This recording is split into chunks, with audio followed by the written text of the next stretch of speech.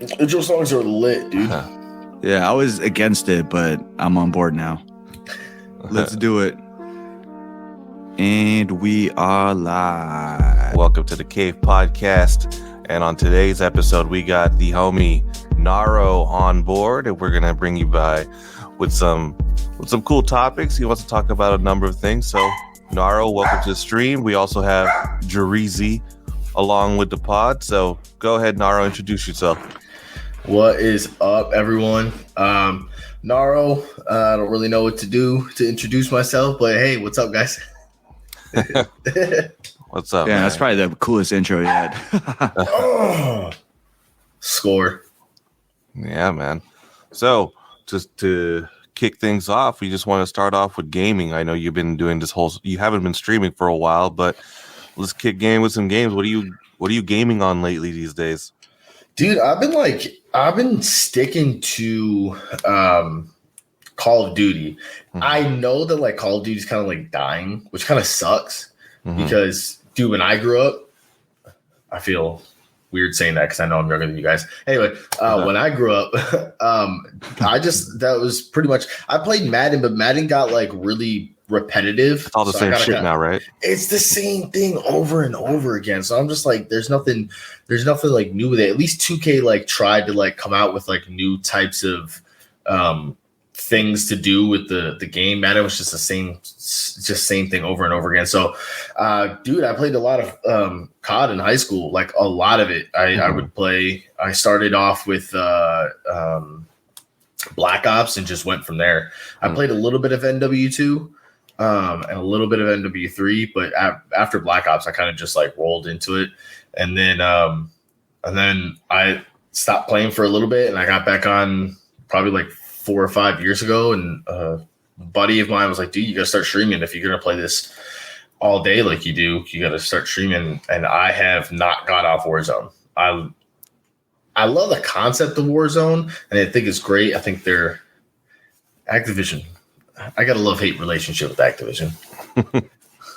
Right. Yeah, well, going back to sports games, I think we're at a point now where you don't need to keep releasing a 2K23, a 2K24 live. Like, I think we're at the point where you could just release one game and just release expansion packs. I know we're going back to expansion packs, right? But or like a DLC for the next year, right? But that makes more sense, you know, because they're releasing this like Madden. The problem with them was it was good for a little while. Like every game coming out, I was like, oh shit, something's new. And now everything's like, oh, we got Field Sense, and you play the game, it's still the same freaking game, you know. And you got a cool haircut now. Yeah, the new tattoos. And you paid like $70 for the game, and that's why I stopped buying Madden, just because. And like you said, at least 2K was trying to do new things, but at some point too, it got stale. You're like, you know. The last 2K I bought, Kobe was on the cover because, you know, his unfortunate passing, and I haven't even opened that game up. Hey, you should keep it unopened. Yeah, it's that smart. limited edition with Kobe on front. I mean, I bought it to play it, but I never played it. So, shoot, just download it. You're good. Keep that one and then just download the game to play it. Right. No, I mean, I think that would be so smart. I mean, you brought up the point about, you know, if you just drop the game, kind of like with Warzone, Fortnite, you know, all the battle royale games, right? Where they drop the game and then they just keep releasing expansion packs, right?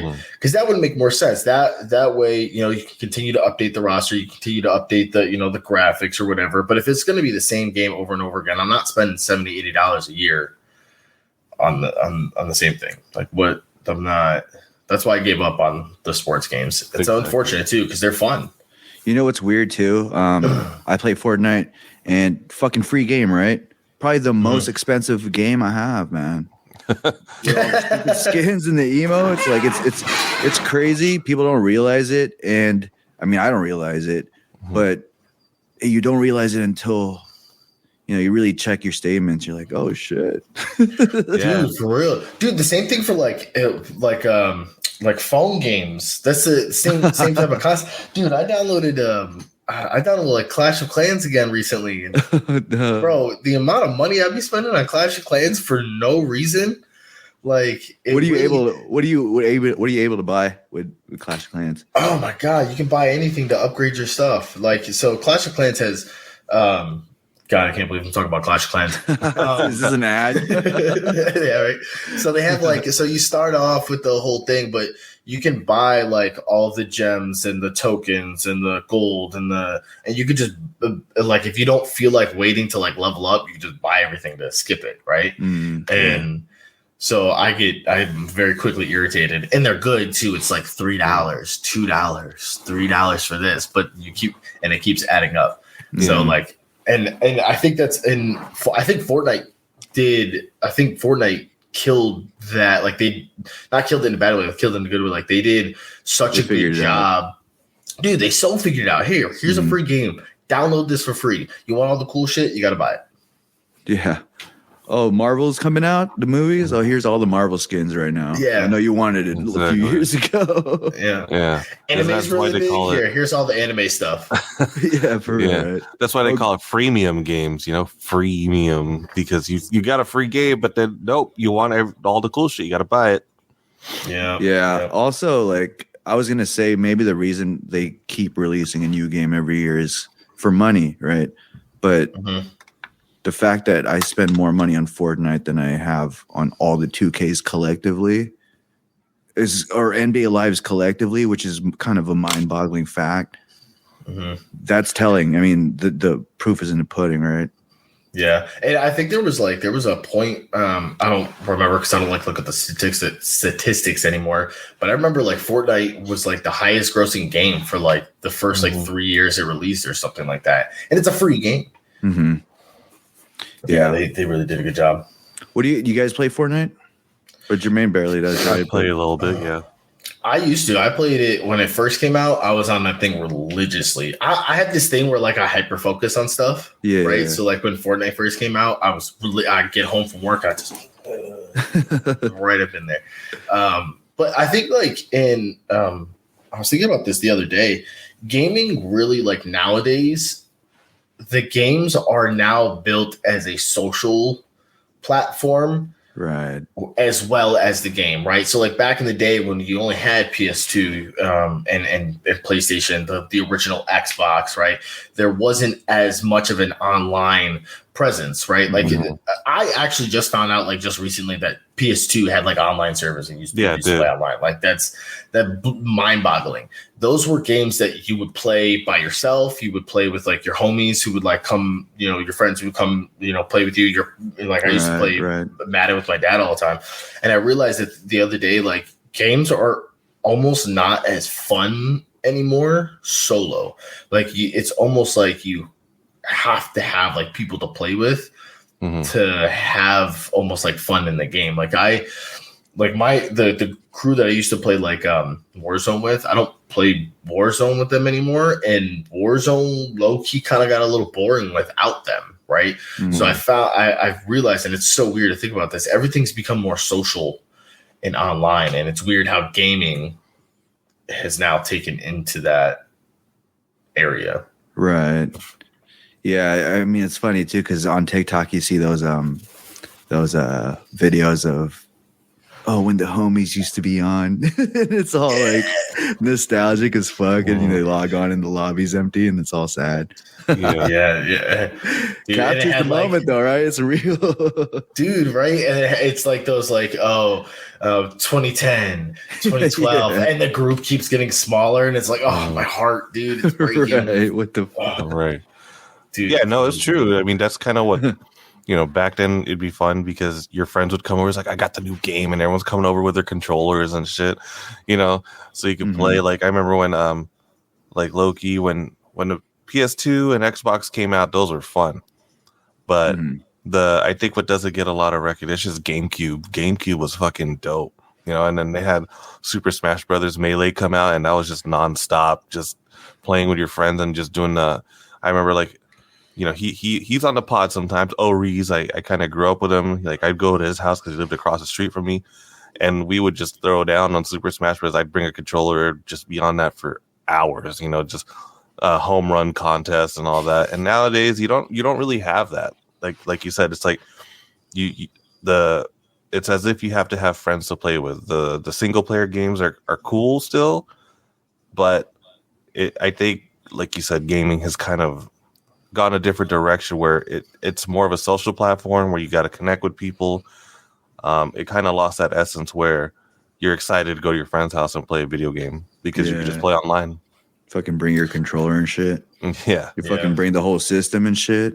Exactly. Man, those are the days. But I mean, like, let's be honest. Like, Mario Party sucked by yourself. Mario Tennis was okay. Mario Kart sucked by yourself. Mm-hmm.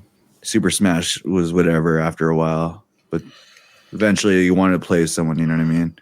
Exactly. There's only a few rare, like, solo campaign mission games that I look back on that were fun, like the Zeldas, you know what I mean? Mm-hmm. But dude, how lit would Resident Evil be multiplayer, like back in the day? I would play that shit all the time. Hell yeah. Because it would take out that scare factor, you know? You're like, yeah, I'm with my friend. Dude, I used to only play that shit when my family would be over. I'd be like, oh, you want to play Resident Evil? But as soon as they leave, like, I'll play fucking like Toy Story 2 or some shit. Toy Story 3. Change that shit up real quick, huh? No, I used to. I think that, you know what I think a really cool concept would be, and I think they started bringing it out in. I don't remember what game it was, but I think that like those role playing games multiplayer would be kind of cool. You know what I mean? Like if you could run the not role playing, the single player like mission games, you know what I'm talking about? Like Uncharted, Resident Evil, those types of games where you have to kind of like go through the missions in solo. If you could do that multiplayer with like 2 or 3 friends and you just roll through it like online, I think that would be so dope. I think that would be a really cool concept.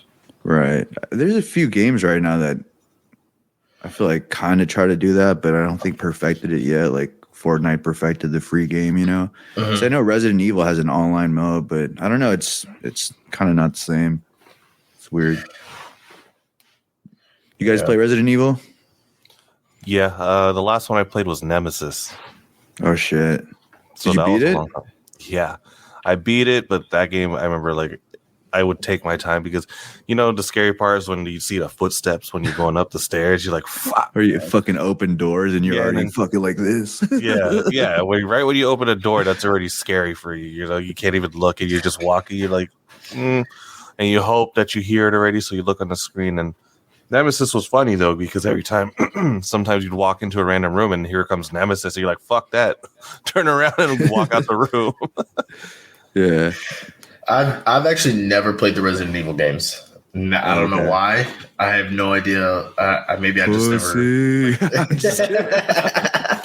No, they never. It just never came up in conversations like with like friends and stuff. For some reason, I was just always into like the sports and the one game that I did used to play a lot was I don't think that was correct English. You know what I mean? Was Need for Speed. I played all the Need for Speed games. Oh, okay. Oh, yeah. Need for Speed Underground. Need for Speed games. Oh, dude, Underground the 2. Best ones. The best ones, man. I was thinking about it the other day. I was like, dude, if I could figure out, I think there's a way to do it. If I could figure out how to stream a PlayStation 2, because I still have one, and just run those old. That's where it's at, Need for Speed games. I feel like that's where it's at. Especially if you have a cam too. I mean, even a mic, you know what I mean? At least. But yeah, streaming those old games, I think is a good idea. Because like I said, like streaming right now, like the games that people are really putting time and effort into, they're so oversaturated. Like Fortnite, Call of Duty. Yeah. Were the other ones. NBA 2K now, right? Starting to kind of Madden. Like I was like, why are you streaming Madden? That shit's boring, bro. Yeah, but you fucking play Pokemon Red version, you know what I mean? Oh yeah. Well, I might watch, or like the OG Zelda. Yeah, man. If you bring up like the classics and stuff like that, I think that like people of like our age and older would definitely like just love to like just sit down and like watch all the nostalgia just For like sure. open up. I think that's like so a market to tap in. I think there's so much potential in that because you don't really hear. I mean, maybe I'm wrong. I don't spend a lot of time on Twitch, but maybe there's a channel already doing it. But if you start a channel like that, I think that would do pretty well with like the older generation like us, I guess, even though we're not that old. There's people that like make a good, I don't know if they make money off it, but they do pretty well on YouTube doing speed runs. Yeah, you know? I've seen those. Those are cool. Yeah, those are pretty cool. Pretty fucking I saw someone do The Last of Us speed run. Oh yeah. It's almost not fair to watch the speed runs and then go play it, you know, because then you see the trail that they took and you just kind of bypass the whole experience and just beat the game. But it's pretty cool. That's the whole concept of it too, and not that it's not cool. The concept of the game is to have fun with the experience. That's like low key, like why I hated watching or like learning. I never like GTA. I never used the cheats if I could help it, like unless I was like hanging out with like the friends. And maybe I'm just like a weirdo, but like I love doing things for like the experience. I love like I like playing GTA to try to get through all the levels. I liked playing through, you know, everything. You know, I didn't want to learn, oh, this is the best way to do this. This is the best way to do this until I like finished the game, right? I wanted to finish the game first. I wanted to experience everything first. Right. So, and then afterwards, let me go find those people. Let me see what I can do better. That'd be, Yeah, back in the day, man, when I was younger, we didn't even have the internet to like find out like cheat codes or strategy guides. It's funny because like my older cousin would just come in with like literally a paper towel with combos on it, and it's like, hey, do this at the end and you'll do fatality on Mortal Kombat, you know. It's always that homie coming over with like a list of cheat codes. Remember, like he's like, "Oh, I got the cheat codes." You're like, "Oh!" I remember we got that for Grand Theft Auto. We were so hyped. We're like, "Fuck yeah!" Just entering all the cheat codes, and it'd be down on like a really crappy piece of paper. With like really like scrabble on it. Yeah, and it's all folded inside the case of your video game, and like you've been passing it out with your friends. Like, hey, let me get the cheat sheet. It's the games with the cheat sheet on the side, right? Yeah. See, I was never the one who like got it, so I always like in my head I was always trying to like figure out where do you guys get these? Like, where did you get these? Because like when I was a kid, I think y'all are a little bit older than me, but when I was a kid, the most that someone had was AOL, like the dial-up. That's what it was, right? So, and we didn't even have dial-up when I was a kid. Like I didn't have internet until I was like maybe like 10 to like 13. So when I was like a kid and like my friends would like come by next door, they would have these like, I'm like, dude, where did you guys get these? Like, is there like, was someone just like hanging out one day and just started like randomly like mashing on the buttons? Like, oh, that worked. Yeah. You remember when you could get these cheat codes out of like little magazines at the grocery store, like cheat code CC and stuff like that? Yeah, but those are always the generic cheat codes. Yeah. The cousins had like the weird cheat codes that you don't even see in magazines. That's true. You know? But I remember I would spend time in like the magazine aisle when my parents were grocery shopping, like trying to copy the cheat codes. Like, oh, okay, this one's got, you know, just in the back of the cheat code magazines, and it was cool. And like I remember when Tony Hawk's Pro Skater 3 came out, I remember I'd be writing that. And I'd go to my friend Brandon's house on the GameCube, and we entered like big head cheat codes and just be skateboarding with these big heads. No gravity. Exactly. Moon physics and just flying. Moon physics. So those were cool. But nowadays, it's like there's no cheat codes, nothing like that. And when you do enter a cheat code, like in Grand Theft Auto 5, they turn off the fact that you can earn, you know, medals and shit. So yeah, so that's a perk that rewards players like you that don't kind of look at other strategies or cheat codes to bypass the experience, you know? That's pretty cool. I never actually got into, I didn't even know there were cheat codes for GTA 5. I low-key thought cheat codes died. Oh, bro! Some of the fun is cheat codes in GTA 5. Yeah, man. I like the explosive punch. You know, that's fun because I get 5 stars and sock the shit out of police cars and they explode. Exactly. Dude, that's just fun. I'm gonna have to look these things up. This sounds so much fun. The only thing that I can think of GTA 5 is God mode when you're online. That's the only thing that I ever like experienced that was like cheat code. I'm gonna have to start looking these up. Get back on GTA 5 and start messing around. No, it's fun. Like Jarrell said, I would do that too. Just get 5 stars up and just start punching every cop and vehicle coming my way because they just blow up and they fly into the sky. It's fun, and it's good fun for like hours just because you're sitting there bored as hell. And literally, dude, just fucking socking cars. And then you get infinite ammo and you're just mowing down all these cops and just punching them out of the way. It's fun. I think that's like one of the funnest parts about GTA 2 is like it's just racking up as many stars as you can and just see how long you can last. Yeah, I think Grand Theft Auto really started the original like metaverse, if you think about it, you know, because everyone kind of goes in there and they role play, and you know, obviously like Fortnite is, I do see Fortnite as like part of the metaverse, like it's just cool like that, but for me the gameplay isn't as fun, but I could see why people play it. But Grand Theft Auto is definitely part of the original metaverse in my opinion, because people get lost in that game, man. You see people streaming and like the role plays and the characters they create in there, and people play that shit religiously, and just hearing how people get into those communities is funny. Like they literally got to audition. They need to integrate that fully on the next one, like cross-platform and everything. I feel like it would beat out like Fortnite as far as an online community type of game, you know? It'd be a hard game to beat for any game trying to come out. Like you can't top that if they did that, you know? It's just the hours. I mean, people still play GTA 5 because of how addicting that game can be, and just so much.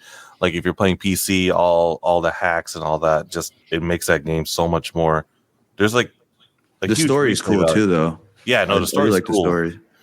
Yeah, there's the GTA community is huge with PCing on the online. It's insane that like people still like stream and they get an immense amount of following because they're literally, and it's just exactly what you're saying. It's like the original metaverse. Like they're living like full on, like people are like cops and like random like store owners and stuff on GTA, and it's just like dude, that's crazy to me. But yeah, dude, if they like integrated that in like 9 years when we get the next GTA, that would be really cool. You know, probably some viewers are gonna be listening. It's like, no, The Sims was like a crazy metaverse game too, I guess. But The Sims, I remember I used to play that shit and I would fuck around on that all the time, but it got really boring after a while. World of Warcraft too, or wasn't that the first one? Yeah, I've never touched that game. I don't know. Yeah, neither did I. Did you play World of Warcraft? I used to, dude. I used to like. I'm waiting to. I'm like really low. I'm trying to like buy a PC and stuff. I've been like trying to buy a PC for years, but I used to play World of Warcraft all the time. World of Warcraft is really fun. I don't know. I don't even know why. It's just like and I think it's the same concept as you were talking like GTA and that, like the amount of like. But like World of Warcraft, the amount of like missions that are out there are absolutely infinite, and the amount of different players that you can play as, you can take different paths and different roles. Like I don't think there will never be a single person that's going to be able to play every single mission for every single because there's different professions. There's different races that you can be, and there's also different different alliances, right? So you can be part of the alliance, which is the good side, to part of the horde, which is like the bad, the evil side, right? And there's dude, from the last time I played, there was like 10 different races that you can play as, and like 10 different professions that you can play as, but you can take each one of those professions and go down a different route, and races can go down different routes. And the World of Warcraft is probably one of the most intricate games that has ever been created, period, ever. Like it's insane. Yeah, I remember seeing people come to school in the morning being like, yeah, I played World of Warcraft all night for like 2 days, bro. So if they're putting in time, not sleeping, like it's got to be an addicting game, or a captivating game at least, you know? Yeah, and the levels keep racing up too. Like every time they, I don't know if recently, actually, my sister plays like a lot, but I know that like every time they release an expansion pack for the game, the levels would go up 10 more levels, right? So it started at like 50, and then it went to like 55, and then they start opening up, or it went to like 60, 70, 80, 90. Like, so last time I played, like the max level you can get was like level like 100, 110 or something like that. It was insane. And they have like 5 different islands, and the size of the islands are like, think of like GTA right? You see, like, think of like GTA 5, like the size of that map. You know how big that thing is, right? Yeah. The size of the maps of World of Warcraft, just take one of the islands, right? I would say that's like 20 times the size of the GTA 5 map. Shut the fuck up. It's massive. Like it took my sister when I first started playing. I was a night elf and I started at this one point in the map and she wanted me to join her, but she was higher levels. So she flew. So you can like fly and it like instantaneously gets you there, right? But I didn't have a flying like mount or anything, and I didn't have enough money to pay for a flight, right? Because I was brand new. So she had to come pick me up, and it took us like 3 hours just to get to where she was, and I was like halfway up the map. It was absolutely insane. It's the craziest thing. The amount of like detail and work that goes into World of Warcraft. But like, you know what the crappy part is too? Is that like I think about that now. The amount of like detail and work that goes into like a game like World of Warcraft. Why can't all of the games that are like big right now put that much detail into the damn games, dude? Like Call of Duty, like dude, put more work into your games. It's insane. Yeah, that community, I feel like I don't know if they're just confident in the product that they're like, you guys will buy it anyways. But if they just put an ear out and listen for a few seconds, they'd get a lot of good feedback to improve the product, man. Dude, I'm convinced, and I think about this about like a lot of big platform, big money making companies. They don't care. They have zero care. They know all of the issues. They know all of the problems. They have marketing teams. They have teams that are made to like listen. They don't care. They know that they're going to buy it. Call of Duty has become such a huge, big conglomerate that they know that you're going to buy the game anyway. They know there is no one in the Call of Duty realm that can compete with Call of Duty. There's no one. There's Fortnite and Apex are completely different games. Right. They're battle royales, but the concept of the game is completely different. Like, they're in their own league. Yeah, dude. So Call of Duty is more of a quote unquote realistic game, right? So no one, but no one has been able to compete with them for years upon years. Like they won. So they know that it doesn't matter what they do, they're gonna do their own stuff because you're gonna buy the game anyway because that's the only game to play.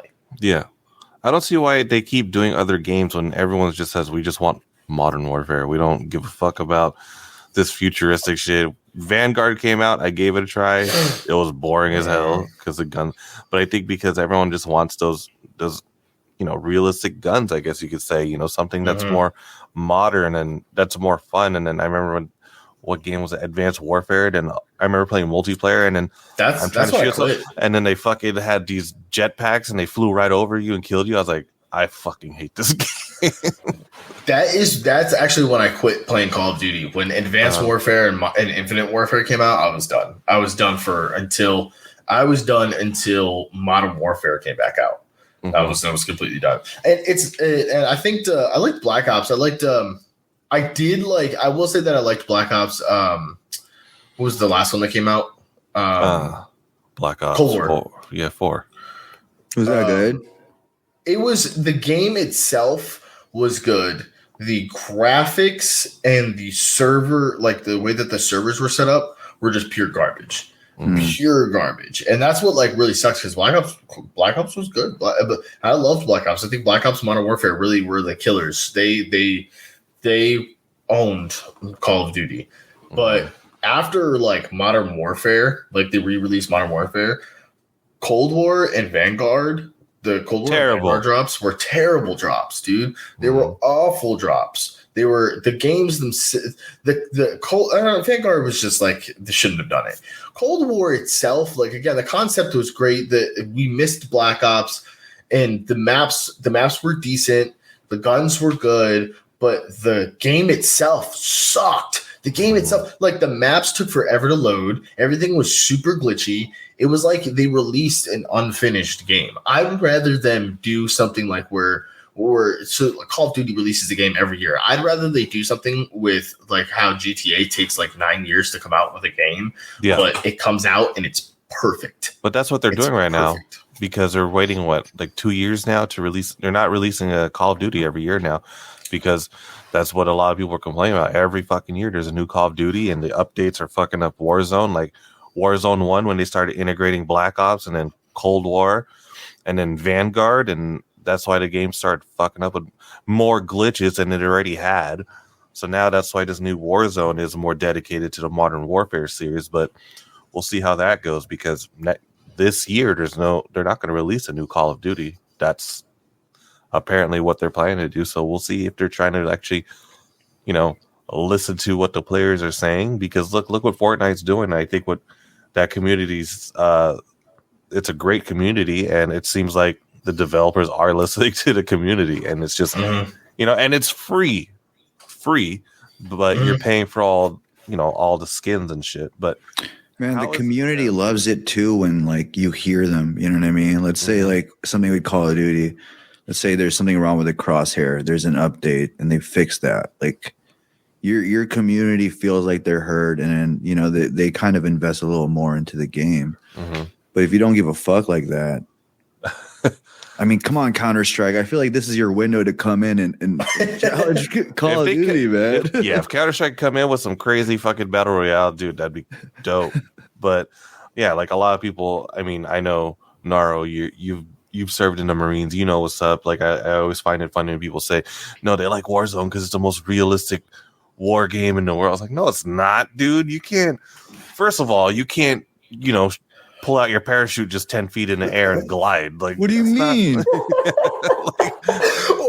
Or put stuff it back in the pack, and then when you're jumping off of a building, just pull it again. Yeah, what? And just sliding across the map and shit. Like, just slide canceling as we go. Yeah, that's why it's like, I think it's funny when people say, "Oh, it's the most realistic battle royale." Like, no, it's not. First of all, this game's full of fucking glitches. It pisses me off. Like I was playing Warzone 2 the other night, and it was already pissing me off just because of how stupid it was. But I think they're like, hey, we know the game sucks, but we got proximity chat. And I was like, oh, okay. Dude, honestly, though, if proximity chat wasn't out, that game probably would have tanked a little bit harder, because proximity chat I think, is one of the funniest things. I think that was the good thing that they did. I think proximity chat is the funniest shit ever, because the stupid things, like sometimes like people aren't even like playing the games anymore. They just go in to do like stupid proxy chat shit like in the middle of like a Warzone game, like the videos that I'll see. Oh my god, it's good for content. It's good for content, because great for content. Bust in a house because I hear people in there and they're chatting, and I'm quiet and I mute my mic, and right when I bust the door, I was like, "Where the bitches at?" And like, "Oh my god, someone's in the house!" And it's fun, but so realistic. Yeah, it's so realistic. No, you know what they did too is they completely stole PUBG. They completely stole PUBG. Oh yeah. And they were like, well, it's because they had a platform to do it off of. That's really what it was. Is Call of Duty knew that they were going to just do, because PUBG didn't like it, and I completely forgot about PUBG. But PUBG was the original Warzone, quote unquote, right? It was, well, I think Blackout came out before PUBG, right?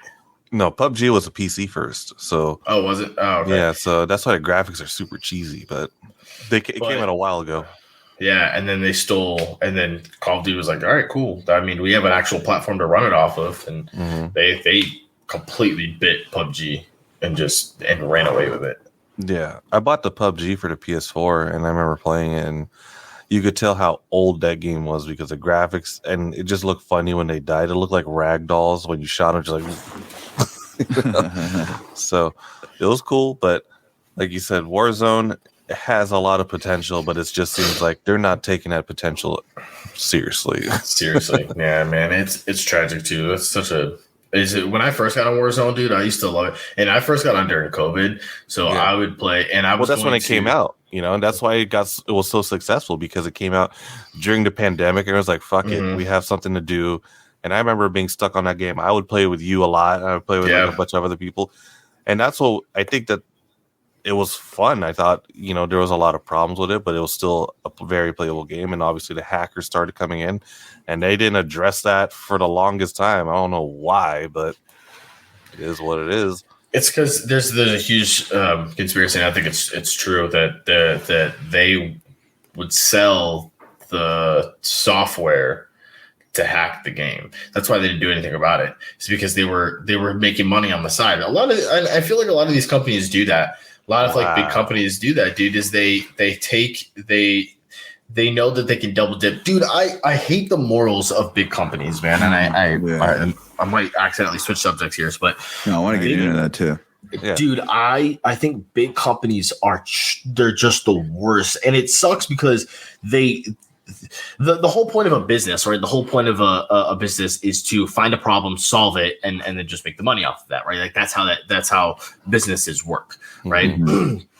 But the big companies solve the problem, and then they don't necessarily care about anything else but money. As soon as once they get like big, they lose all of the like their morals. Like it's all just about money, right? So these big companies like Activision are all they do is they sell the game, right?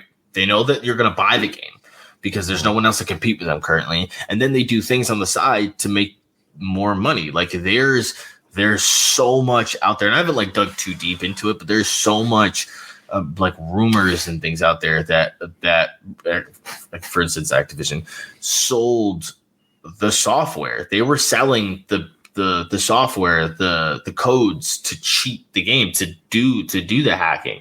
They were the ones that were feeding all of these companies the stuff because they were just making more money off of it. They're like, might as well, listen, if I can make money here, I can make money here too, right? Let it get out of hand for a little bit. They'll say that they went in and have an anti-cheat, and then they'll just turn around and resell, whatever the next cheat is. Right. Right. So why would they do that? That's the question. Why would they do that if that's going to fuck up their product? See, the thing is, I think is they like I was gonna say, it would be cool if I said earlier, it would be cool if they put an ear out and just listen to us, right? I think they do hear us, but it's one of those things, like you said, they know we're gonna come by the next one, undeniable. Like, yeah, 2K24 might just have LeBron with his new haircut, but you're gonna buy it, you know what I mean? Because there's a new animation too. So, and the soundtrack is popping, and you have the new shoes, right? The graphics are a little bit better. Yeah. But the thing is, I don't think they pull out the changes that the community has been asking for until there is another threat. The changes that they need to make to push the product forward, they always have it in their back pocket, and they don't break the glass until they're threatened, or like, let's say some controversial, let's say like a Balenciaga thing happened, where they have to really save face and do a positive publicity stunt to change the narrative. Then they'll, oh, Balenciaga finally listened and took the straps out. Some shit like that. You know what I mean? That's true. At the end, I call it the Apple iPhone effect. Like, oh yeah, dude, they're the worst. They started it. You know what I mean? And it works. And if at the end of the day, if it's all about money, you just trust that your consumers are zombies until they wake up. Yeah. And you kind of ignore them until enough of them wake up to where they're not really making enough that as much money as they were, or enough money to sustain what they've become. So they make the changes then, and they make the changes so minimally, you know what I mean? Yeah. Dude. Yeah. So it's funny that you brought up Apple too, because Apple's one of the companies that do that same thing, dude. I think Apple's the worst too. You know what the crappy part is I have an iPhone. Me too, bro. It's like, dude, it sucks because like they really, dude, the new iPhones don't change. The new ones have not changed. They have not changed for like six updates. You just got another camera lens. And dude, I got 3. What do you? I do miss the fingerprint one. I missed that one. Oh yeah. Too bad they just took our fingerprints and sold it to China. So fucking sketch, bro. Dude, and it's the same concept. Like they'll release like the new update. They know that everyone's gonna buy it, right? The new update, right? The new phone. And then they don't fix like the real issues with the software or and they'll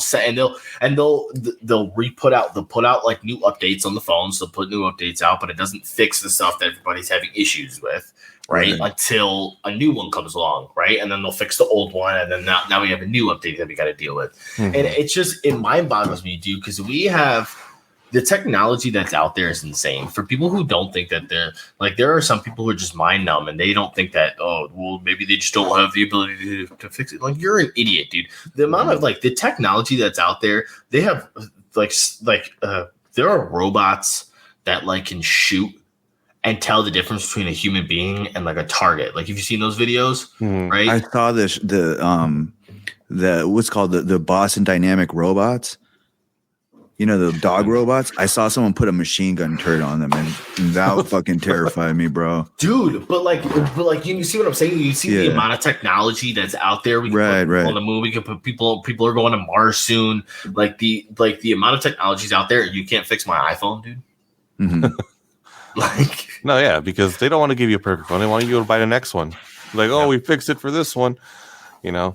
And it's funny because I always go, you know, like when you're online, you see them dropping the new iPhone, and the comments are always like Android users and fucking iPhone users arguing over the best phone. I'm like, man, why you guys arguing over a fucking phone?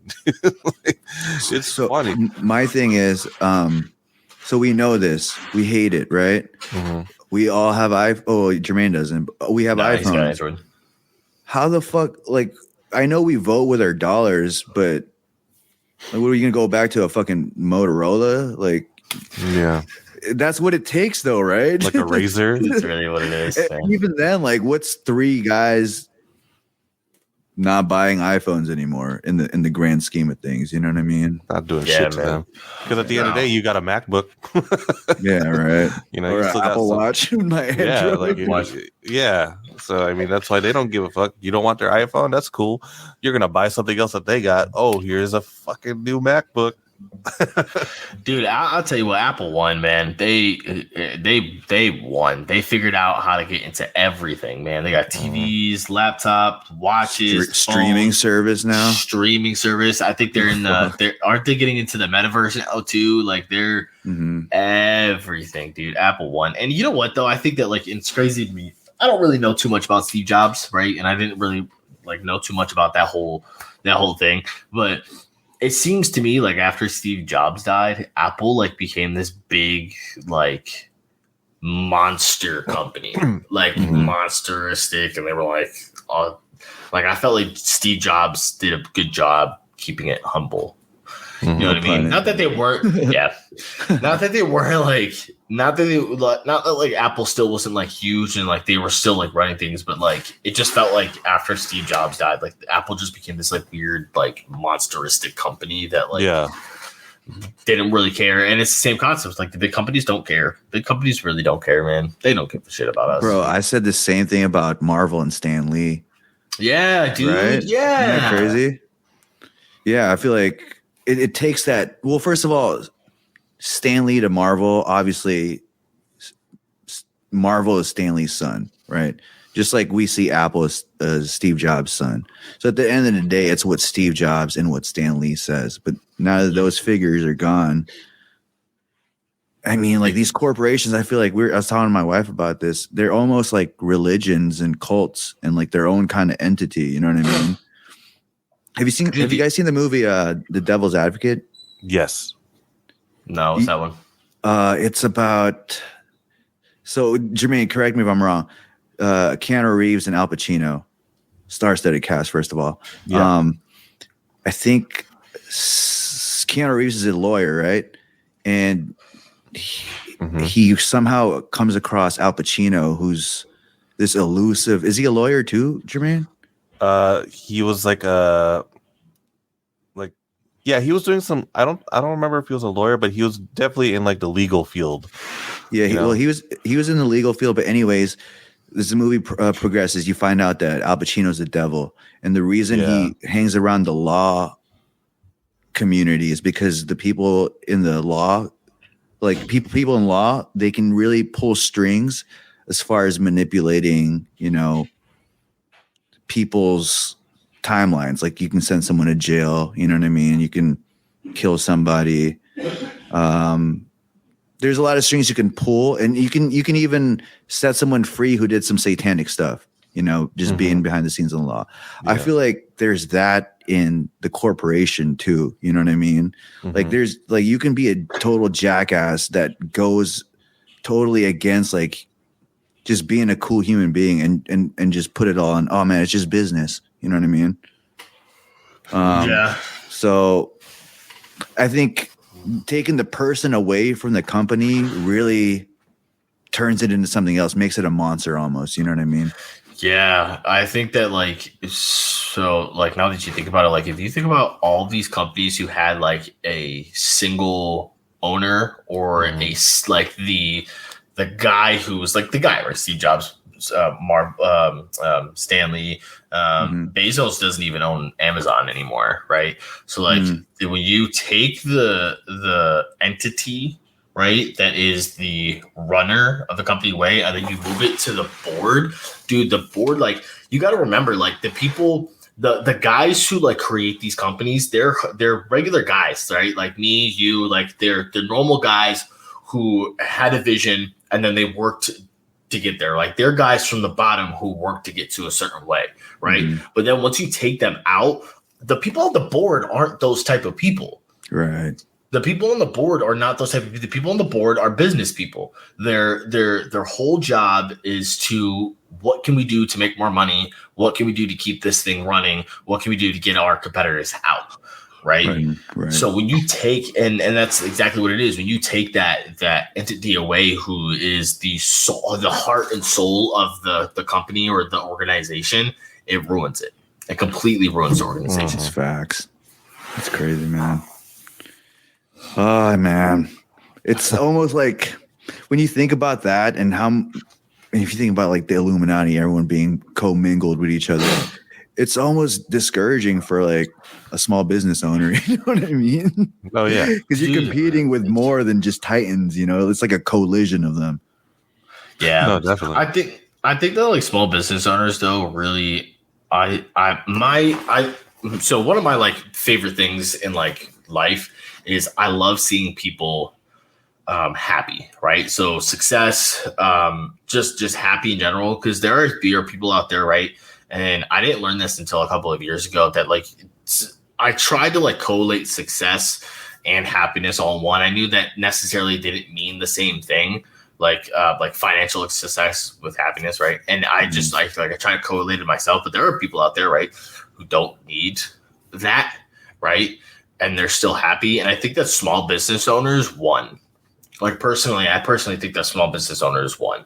Like as long as you are doing something that you're passionate about, right? And you can go into work every day and like, hey, I love doing this. I love cooking this food for these people. I love making these like little gadgets for, right? And I don't have to be big. I think that those are the people who actually win, right? And yeah, they might not have all the money and the glam that all the like the big corporations and stuff have, but I think that like those are the type of people who at the end of their life are so happy.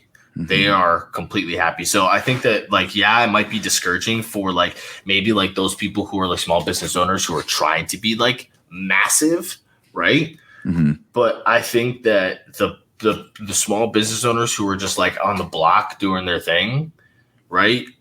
I think those people won. I hands down think those people won. That's my favorite thing, is seeing just people happy and not caring about the big stuff, right? I think that that's the best thing. That's a dope perspective.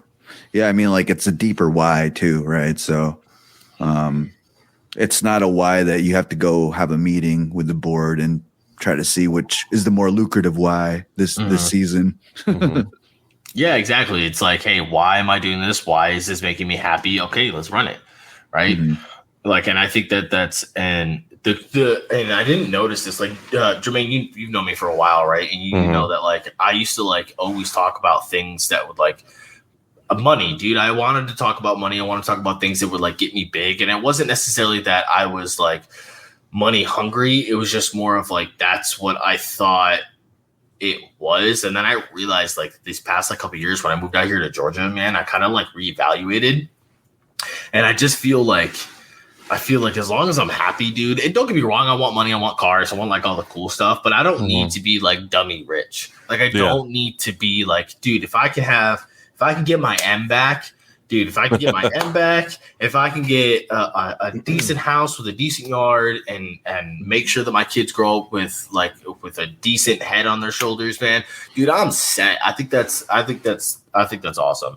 And I was thinking about that the other day. I was talking to Allie about what I think I finally figured out what I wanted to do.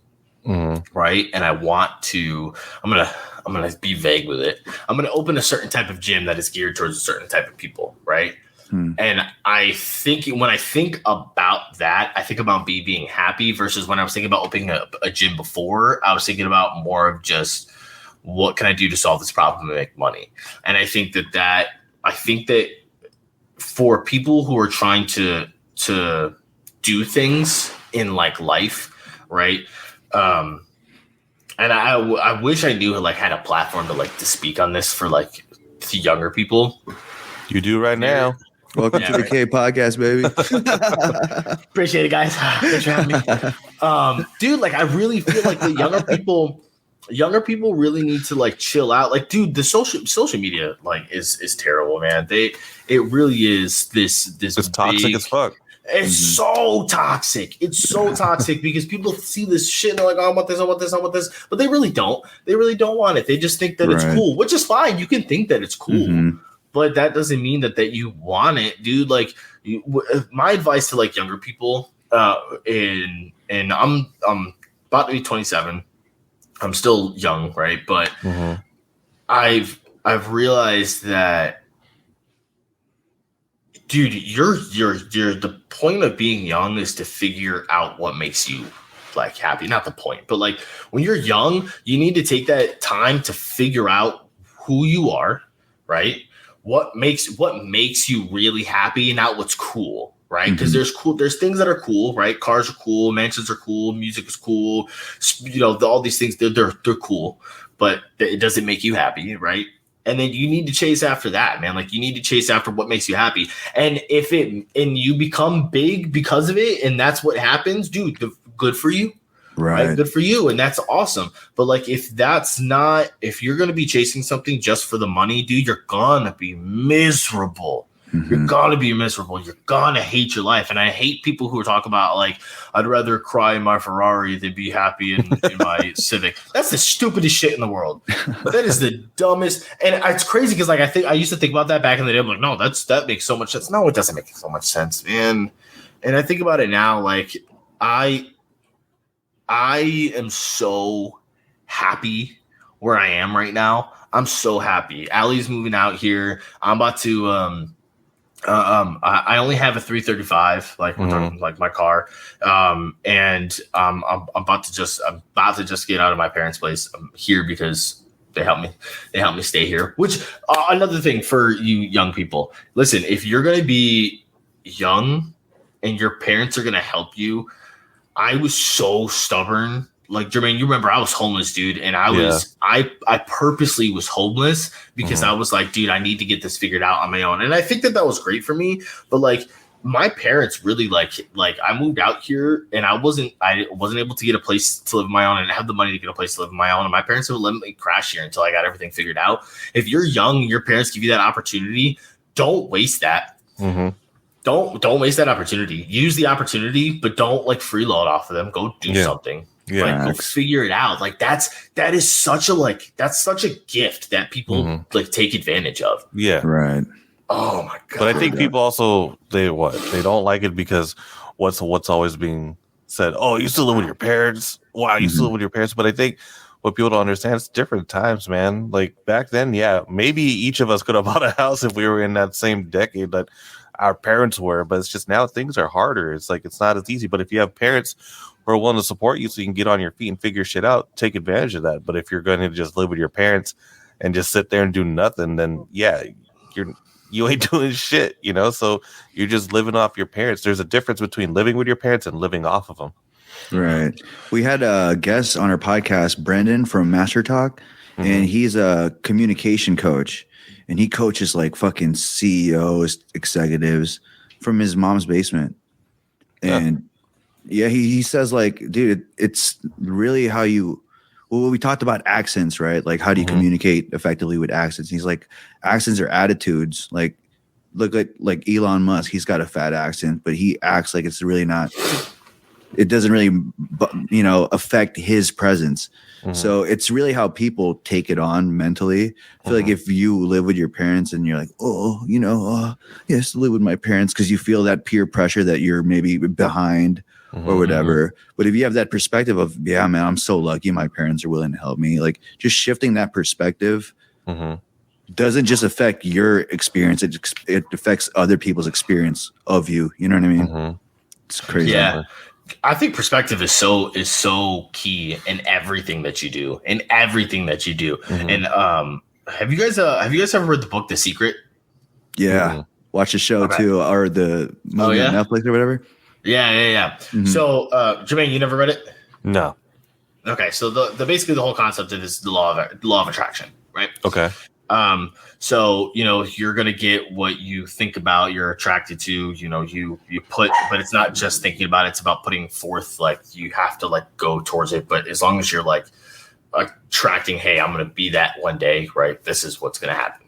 So that's like the gist of it. So, but when you think about it, that's in everyday life. And it's not just like the law of attraction. It's not just The Secret. It's just the perspective of the way that you control your situation, right?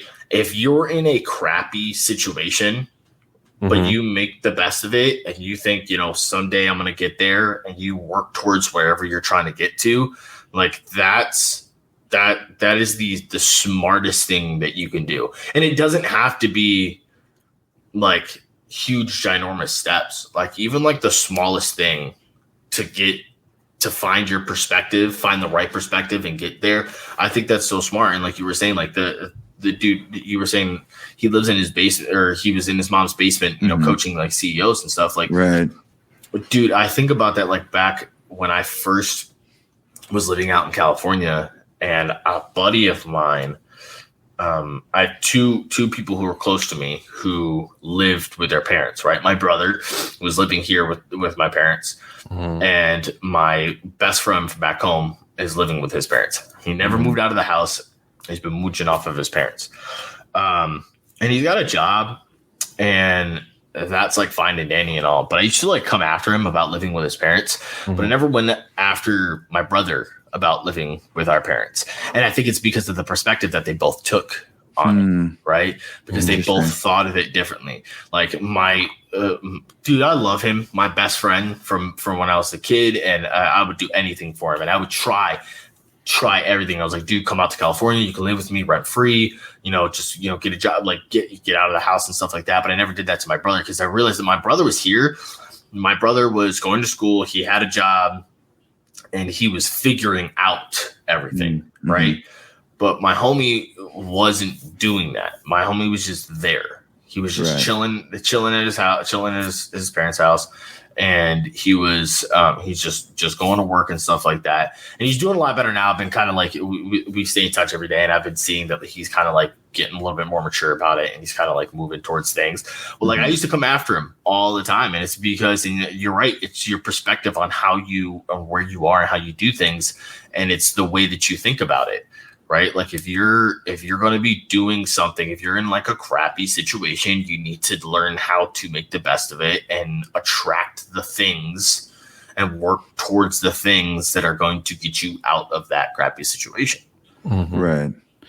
Yeah, I think the crappiest thing that can happen to you can either make or break you. And I know that sounds cliche, but the perspective that you take, like let's do being homeless, right? Being homeless let's go A.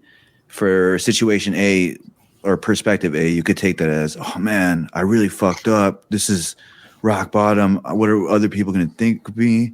How am I going to bounce back from here? And you just kind of get stuck there, maybe you meet other homeless people that normalize it, and you're like, oh, this is just me now. Perspective B, you could be like, oh, damn, this is rock bottom. It can't get any worse than this, So how do I bounce back from that? Because I'm not going to stay homeless forever. Like this is this rock bottom is going to catapult me to where I need to be. So just shifting those perspectives, I feel like, and it's a crappy situation, but how you take it, you know what I mean? It can either make that person turn their life around, or it could break that person. That's their new norm. You know what I mean? But there's also people out there who say like, yeah, I changed my perspective and nothing's changed. It's also, yeah, just because you change your perspective doesn't mean it's going to change. You also have to change what you're doing. Yeah. You know, like perspective is supposed to give you direction. But if you're not following that up with the right actions to lead that perspective, nothing is going to change. And a lot of people nowadays are looking for a quick fix. That's what it's all about nowadays. No one wants to do the hard work. Everyone like going back to the whole social media is toxic. No one ever posts their failures on there. Everyone's just posting success. Everyone's like, damn, this guy's got 1 million followers. How do you do it?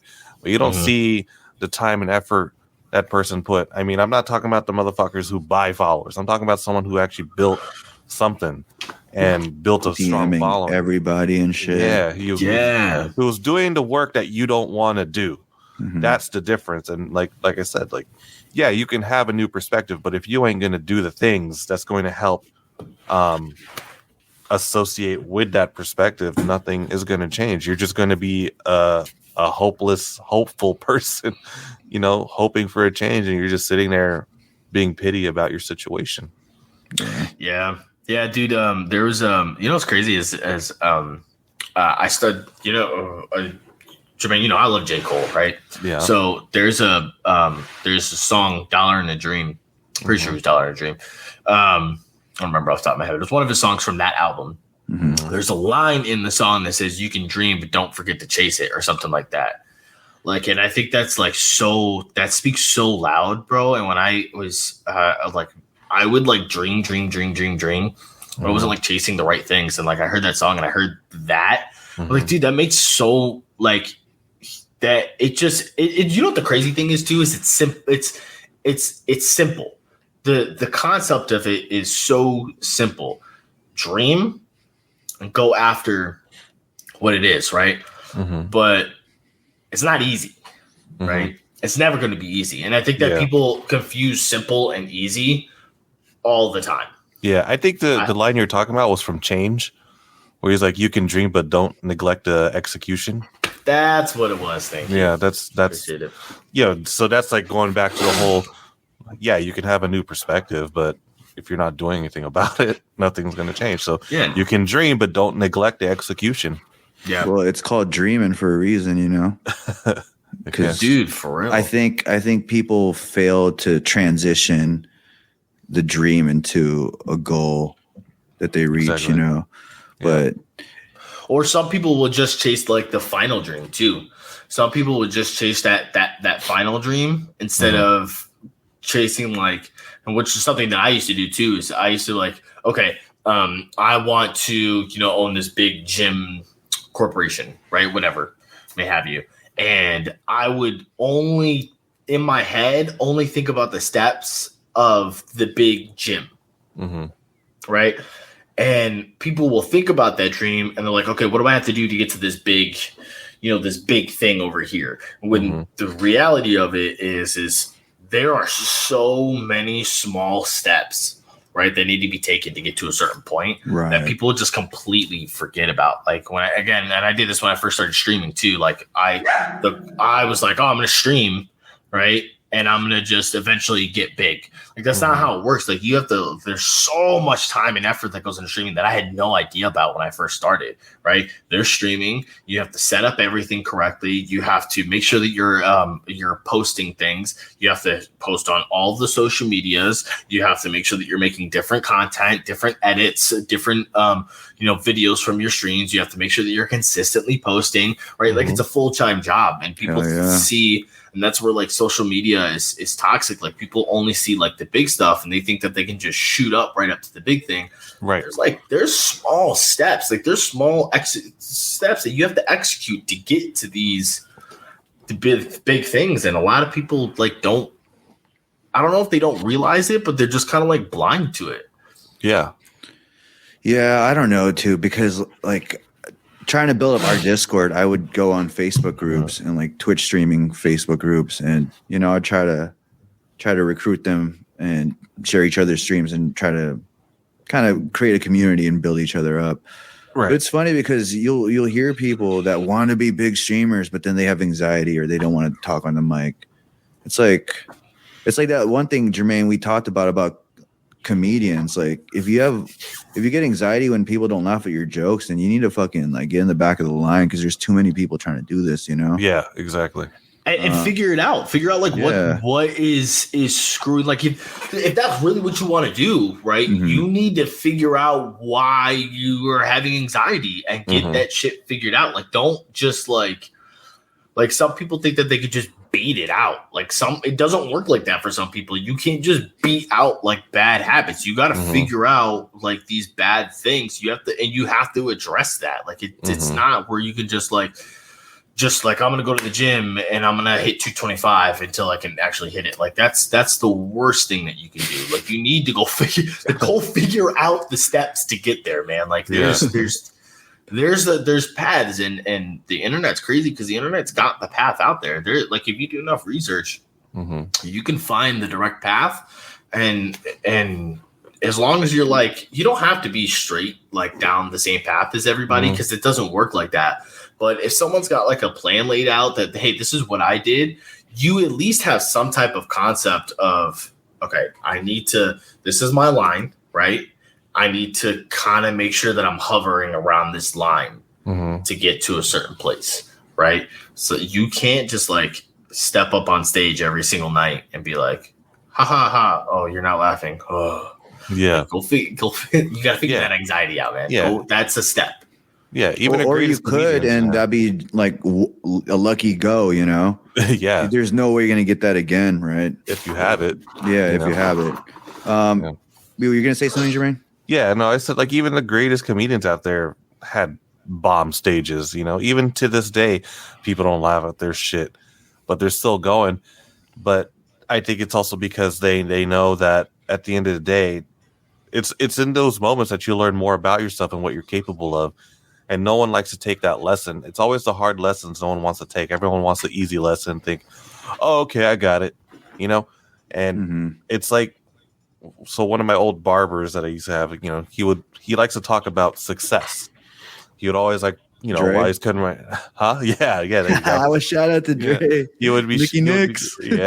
He'd be cutting my hair and just be talking about stuff, and he'd be super inspirational. Like, and there'd be times where he's just fucking around and joking around, but one time, what really stuck out to me, he was just talking about success, and he was just telling me, like, "What do you want to do with your life, man?"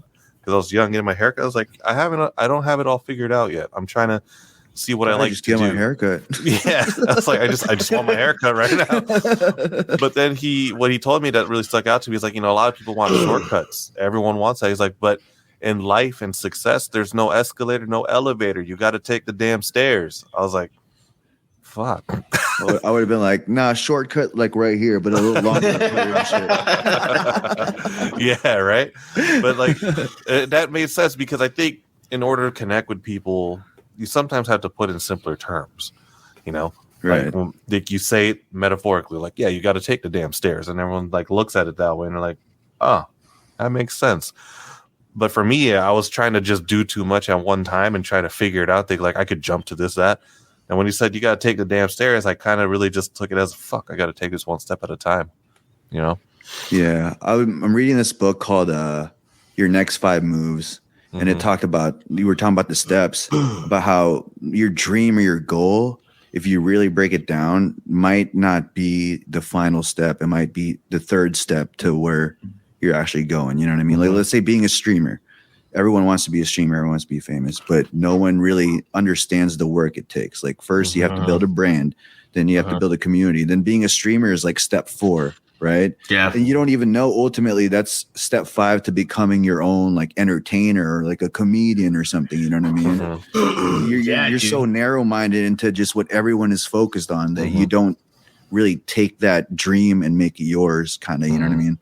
It's almost as if you have to kind of like dream a little past that goal. Be like, okay, I get there, then what? Mhm. You know, Yeah, dude, because there's no end point. Like I think that like the people who like win in life are the people who never stop working Mhm. at what they're trying to do, like at their like goals. You know what I mean? There's always another step. There's always another step. There's always something that you could feel like, okay, so I got to a streamer. Okay, now I'm streaming. Mhm. Is there something else, right? Is there something else that can make me happy? Is there something else that could, maybe let's dip into like entertaining. I'm going to keep streaming, right? And now maybe I'm getting, shit, now I love entertaining. Like, this is really cool. And maybe now I'm going to start doing this. And I think that is you guys are right. Like, sometimes your step, like your final step, which you think is step forward, might be your actual, like, be like a half step through like the big thing. Right. Sometimes streaming gets you to OnlyFans. You know what I mean? That might be the fifth step.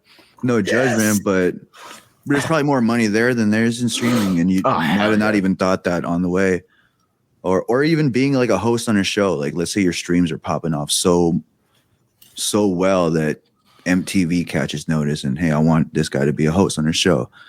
Like, just limiting yourself to streaming kind of puts a cap on your possibilities of what it could be.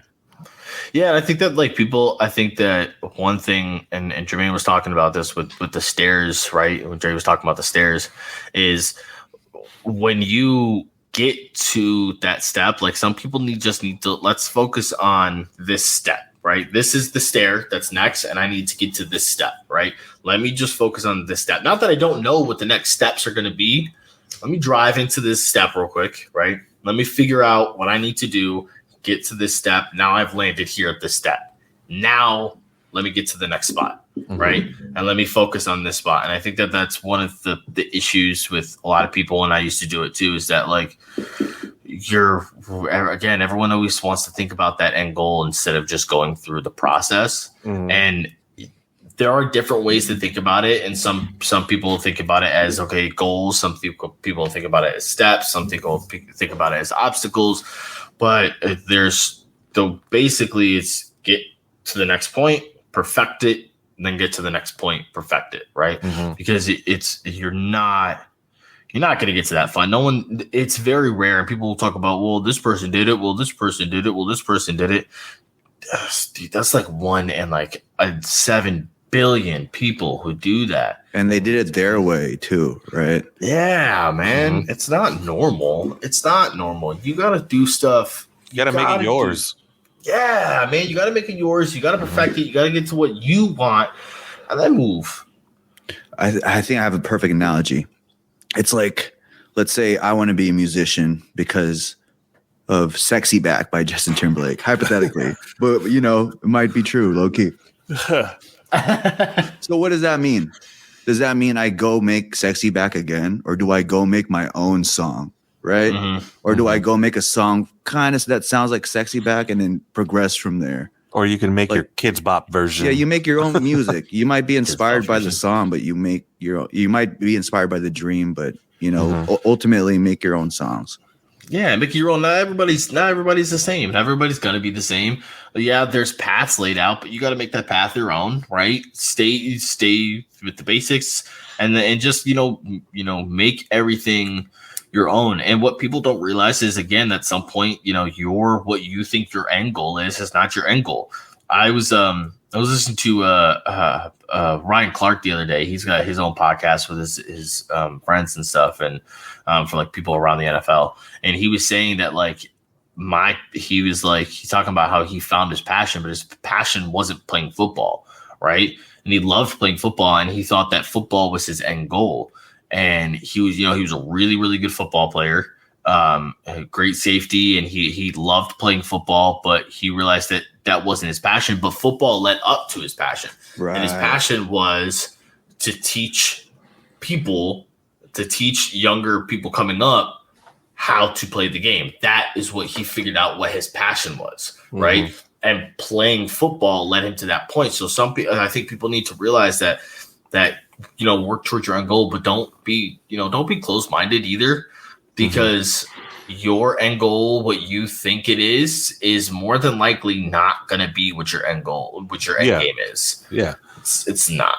you have to be open that your goal is not your final goal. You know, you have to be open-minded to understand where else can this goal take me. I think that's the next step. And people, you know, they get the goal, like say, oh, I want to be a streamer. Okay, great. But you have to also understand, where can streaming take you after that? Is your end game just, okay, you became a famous streamer, that's it? Or are you going to start something out of that? Is it because you got a big following, you want to start a brand now, you want to start this and that? And I think people don't think about that process a lot. They just say, oh, once I become a streamer, that's it. It's game over. Like I'll be set, you know, but it's all about like goals are like, I think personally that having one goal is supposed to lead you into many more goals. Like that's supposed to inspire you to understand, like, fuck, I did it. I can do more with this now, you know, and constantly push.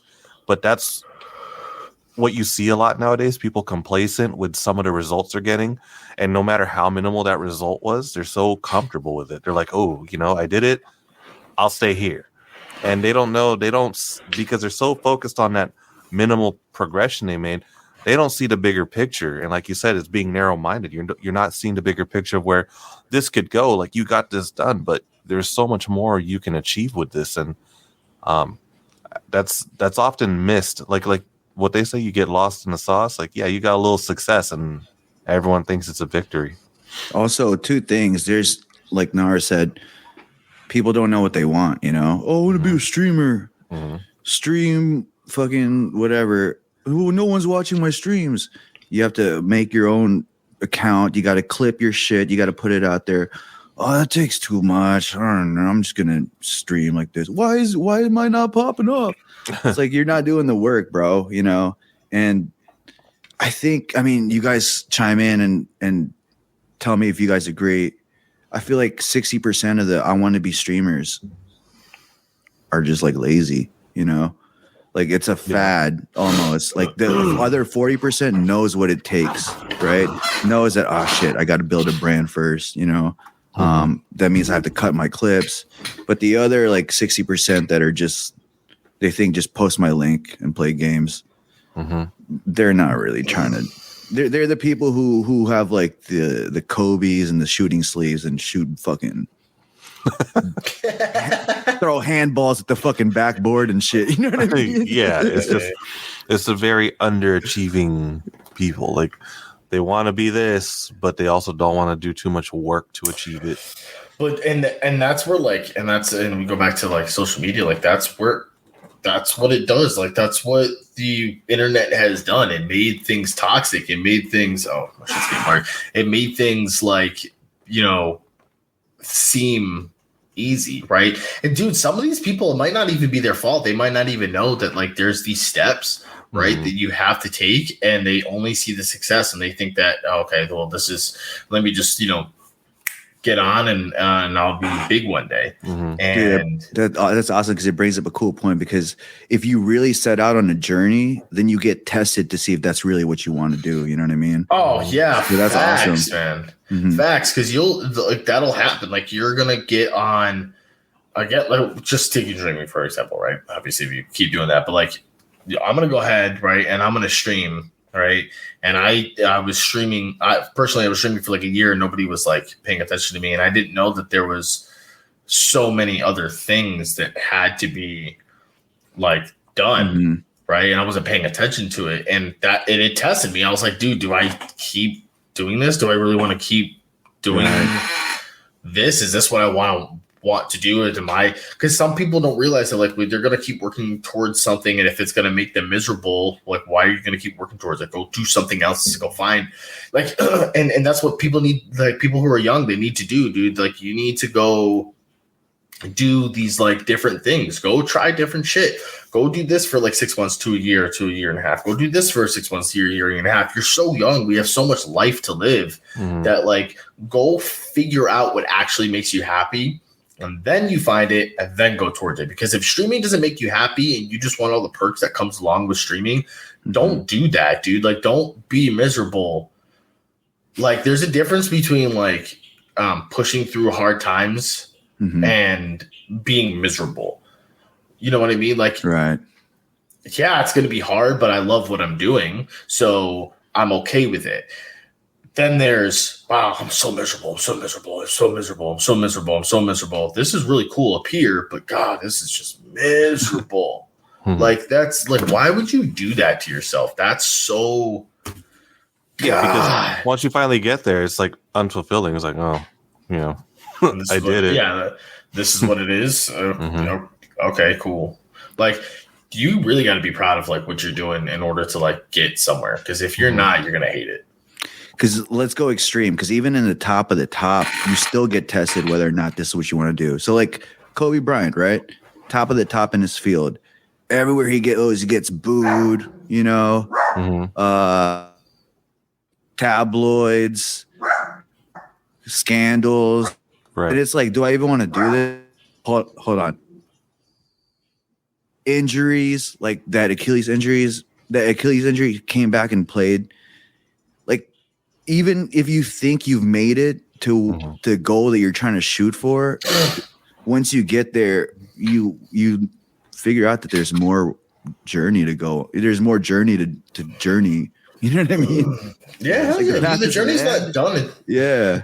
The journey's not done until you're in a grave, man. The journey is not done until you're in a grave. So you need to figure out that, like, dude, if this is something that I'm gonna want to do, then I'm gonna need to make sure that like it's worth it. Like that I love this thing so much that I'm so passionate about it that like I'm cool with doing this for the rest of my life. Because retiring almost isn't a thing anymore. Like people don't like, even like and I work in the car business and I sell some expensive ass cars, and I figured out that like the people who like buy like the big expensive cars, right? They're retired, but they're not done.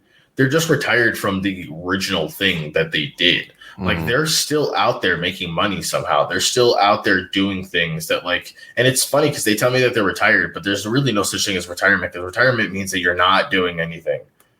You're not doing it. You're done and you're just chilling and you're finding hobbies. That's what retirement is. But that's not a thing. Like that's not a thing anymore. The world doesn't allow that to be a thing because of how expensive the world is. So like people like go figure out what you're gonna love to do for the rest of your life. Go figure it out, because if you're not gonna do that, you're gonna be miserable. You're gonna have a crappy life. You're gonna have regrets when the time's done. I think people should also understand it's okay to fall out of love with what you want to do sometimes, because that's about that's finding out like, oh shit, that wasn't for me. But people always get so they get so down on themselves like, fuck, I lost the passion. I don't know what to do anymore. But that's at that point, it's like maybe that's not something you really wanted to do anyway. So you just got to keep trying it. But a lot of people are ready to, wave the white flag and just say, that's it. I don't know. I put all my time into this and it didn't work out. But I mean, that's the whole point. You're supposed to go through those things. And what have you learned from there? You're supposed to transition to something new. But people are just too scared nowadays. Everyone's like, no, man, I failed. Like a lot of people are scared to fail because they want to post their success. Everyone wants that praise online. It's like, damn, this Naro is a huge streamer now. He's got 1 million followers. I want to do that. But they don't know that behind all that, Naro was homeless. He was in the Marines, and he learned stuff from the Marines that kind of transitioned, and now he's successful because of the path he took and what he went through. But people don't see that. They just see 1 million followers and say, fuck, I want to do that. Dude, honestly, when I moved out here and I got off social media, low-key was some of the happiest years like that I've ever lived. Social media is so poisonous. And the only reason that I did get back on social media is because I realized that I needed to use it for streaming and I needed to use it for like things that I wanted to do, because I was still streaming, but I I wasn't on social media. But like low-key, like social media is so poisonous. The crap that is on there that people see, it was supposed to be like when it originally came out, it was about posting things that you liked, right, and posting pictures of yourself, like for instance Instagram, right, Facebook. It was about communicating with like people, and now it's turned into this, look at me, I'm better than you, and it's it screws people up so much, man. It's a dick measuring contest. Dude, it's crazy though, because like I cut off my social media too after college, because I didn't want my feed to limit some of my job prospects after. But going into it now, like I'm mainly on social media running the Cave account, and it's so much better to navigate social media from a business mindset than from a personal mindset. Because it's like, you know the rules, you know the game, let's go play it. It's crazy, and it's very scary now to look at that and see that, damn, people's personal accounts are out in this jungle trying to compete for likes and stuff. When, like, you see, when you put a business lens and the business glasses on and look at this jungle, it makes sense, right? Like, obviously, you need eyes on your product in order to sell more or in order to gain more attention. But people are treating that with their personal lives, which is fucking toxic. Dude, and it screws you up like mentally, and like people like don't realize. And I hate the older generation who talks like about how like, oh, we have nothing to be depressed about, but it's not like the depression comes in subconsciously, like the depression, anxiety, and all the crap that like the younger generation, our generation, and the generation below us is going to have a terrible time, right? Because that's what it is. It's exactly what it is. Social media is way better for a marketing tool for business rather than for personal life, because it really just destroys a person if you think about it. Like if you think about all the crap that like you have to see on a daily basis, like these big influencers and stuff, people don't realize that they're not thinking about it personally. They're thinking about it as a business aspect, and you're thinking about it personally. So you're like, you're looking at it the wrong way, and it's like it's screwing people up. It really is. But again, it's a double-edged. I guess that's how you use this double-edged sword. Like it's really. It's really crappy for somebody, but again, for for marketing, for business, and things to that extent, social media is everything that businesses in the past have always wanted, right? It's the way to get your name out there because everybody's on it. So it's the perfect way to get your name out there. And so, like, if you are building a business, do get on social media, use social media, use these platforms to grow your stuff. But as a personal, oh, dude, it's so crappy. Hell yeah. Yeah, it's hard because, like, we go back to that corporate mindset, and if you look at the top business figures, they're really good at separating their personal life and their, the business mindset. And for you to blur that and treat your personal life as a business that you're trying to sell your lifestyle, you're literally competing. Let's say for the females, you're literally competing with. Like who's using like let's say we just talked about it, business people, the businesses that are using social media. You're competing with Victoria's Secret models, like models that actually, first of all, were treated for this picture, edited because it's a business, right? There's no comparison. It's almost, it goes back to what we said about the small businesses, like your why. So if you're, I mean, for me personally, I treat my personal account like an online photo album, you know what I mean? So everything's private, and it just kind of, my mom used to keep scrapbooks, so it's like my digital scrapbook type shit. That's exactly I think that's exactly what personal people need to think about it as. Like if you don't because if you don't think of it as that concept, you are going to hurt yourself. But I think that's a great way to think about it, because nobody keeps scrapbooks anymore, right? Nobody keeps the photo albums anymore. Like that's not a thing, because printing out pictures the way they used to, Polaroids and developing films and stuff like that, we don't do that anymore. Like everything is on our phone. So I think that's a great way to think about it. Hell yeah, dude. Like use Instagram as your personal scrapbook, your personal photo album, and you should keep it private. And if you're not not using your personal account that way, like it's gonna suck. Yeah, it's almost like my conspiracy matrix mindset's about to kick in. It's almost like it's designed this way, right? I mean, you guys have heard of all the Facebook allegations in the lawsuit about mental health and what they do to the kids that they're kind of trying to keep on the hush. Like, I feel like they know what they're doing. And I watched this documentary. I don't know if it's called The Algorithm. I forget what it is on Netflix. But yeah, I mean, TikTok obviously is the most advanced algorithm, but they know what they're fucking doing, man. They know what retains your, like, you don't have to like the post. It knows when you're when you're leaving that clip playing and they're like, oh, you're spending a lot of time on this one. You must like it. So let me give you more of this. You know what I mean? Yeah, and dude. I mean, some would say that they even listen in. Like you might not, you know, you hear stories all the time of, oh, we were just talking about that. I saw an ad for it. Yeah, they 100% listen in, dude. I remember the first time I was ever going to Vegas, right? I had only talked about it. I didn't look up hotels. I didn't look up anything. It was literally just I was talking to my girlfriend that, hey, I'm thinking about going to Vegas. Literally 20 minutes later, I pull up my Instagram and I'm scrolling through Instagram and an ad for the Haras or whatever it was comes up. I was like, dude, this is not okay, man. Like, this is not, dude. It happened on Hulu one time too. Now I don't, but I've paid for not non-Hulu ads. But back in the day, I used to have the Hulu ads, and it happened on Hulu too. I was literally just talking. And it was like I was on my TV too, right? It was so I was using the Hulu on my TV. It wasn't the Hulu I was using on my phone. And I was literally talking to my girlfriend on my phone about going to we were going down to Atlanta for something. And an ad came up for the exact thing that I was talking about on Hulu. Like I was like, dude, I really do think they listen. I really do think that they the algorithms are so insanely complex. Like we down here in the little lands of not caring and don't really know what's going on in the big world, we have no idea.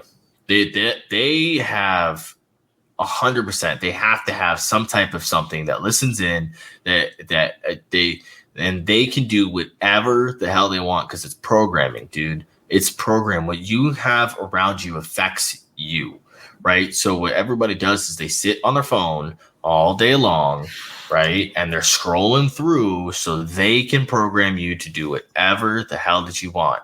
And it's literally programming because what people don't realize is the human body is the law of attraction, right? What the human body, the human soul, the human mind does is that what happens is when you you heard the concept, hang around 5 billionaires, you're going to be the sixth, right?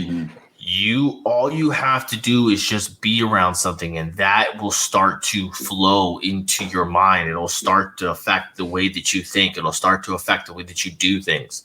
So the world's like the outcome of like this world is really in the hands of the people who control like the big stuff. It really is because they can program us to do pretty much whatever. And there are very, very, very few people in this world who know how to keep their mindset separate from it. I also think we're in a time where, the technology coming out is really impressive. But what's more impressive is what the makers of that technology can do with it. Right? Yeah, for sure. Fucking weird times, man.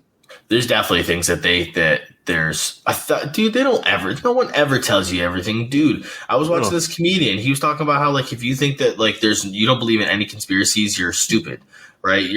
He's talking about how he's a father of one child and he lies to him all the time, right? So you think that everybody else is just batting 1,000 and telling us everything? No, hell no, bro. They release stuff.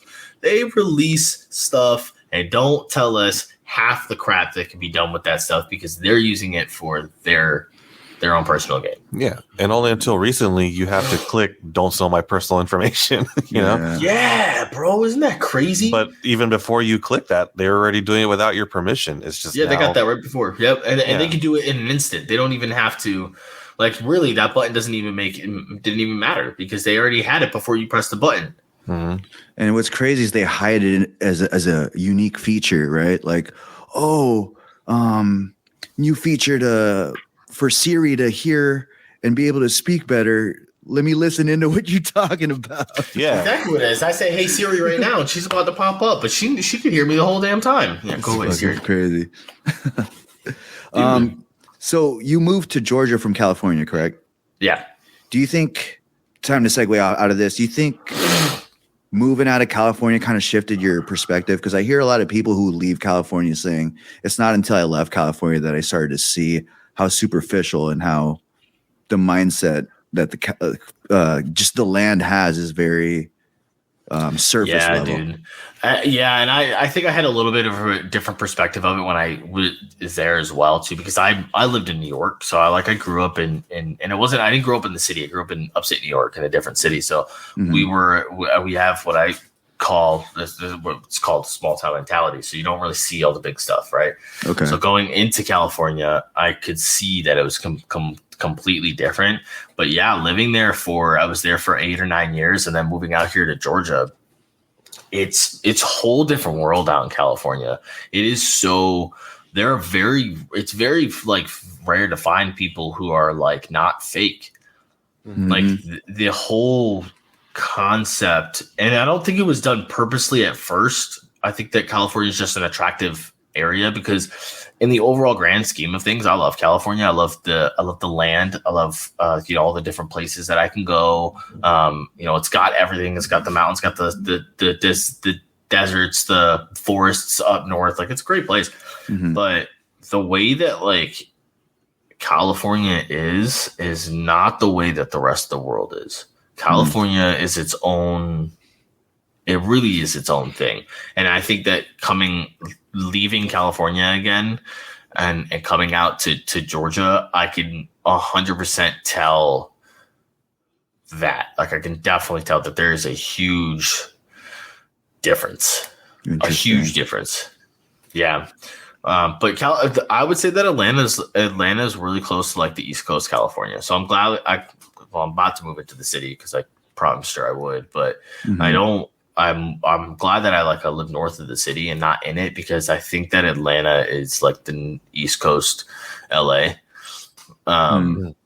Because so Atlanta was a business city, but it's now becoming a huge entertainment city.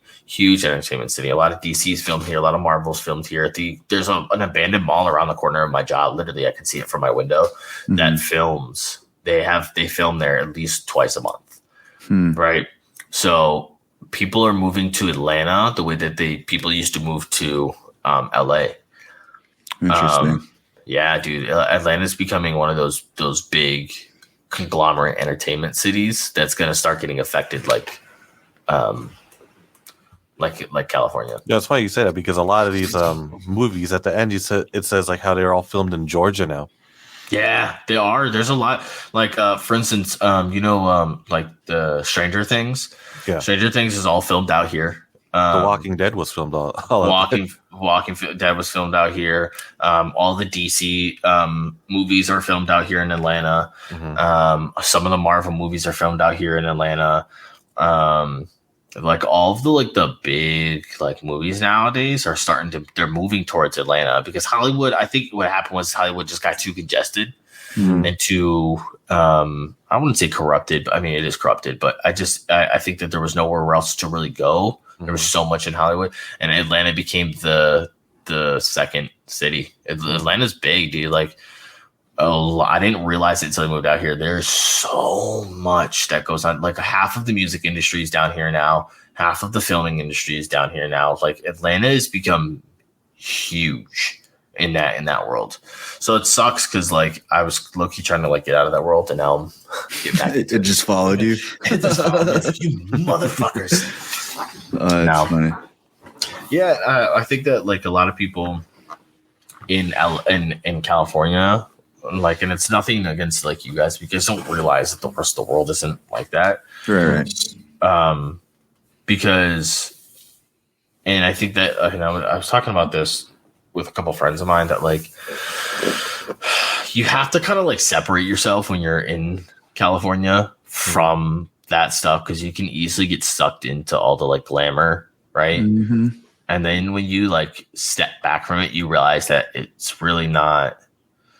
It's so fake. Oh yeah, it's so fake. Like, and again, not many people realize that. You not like, and you guys have a disadvantage because that's where you guys are kind of not like fully.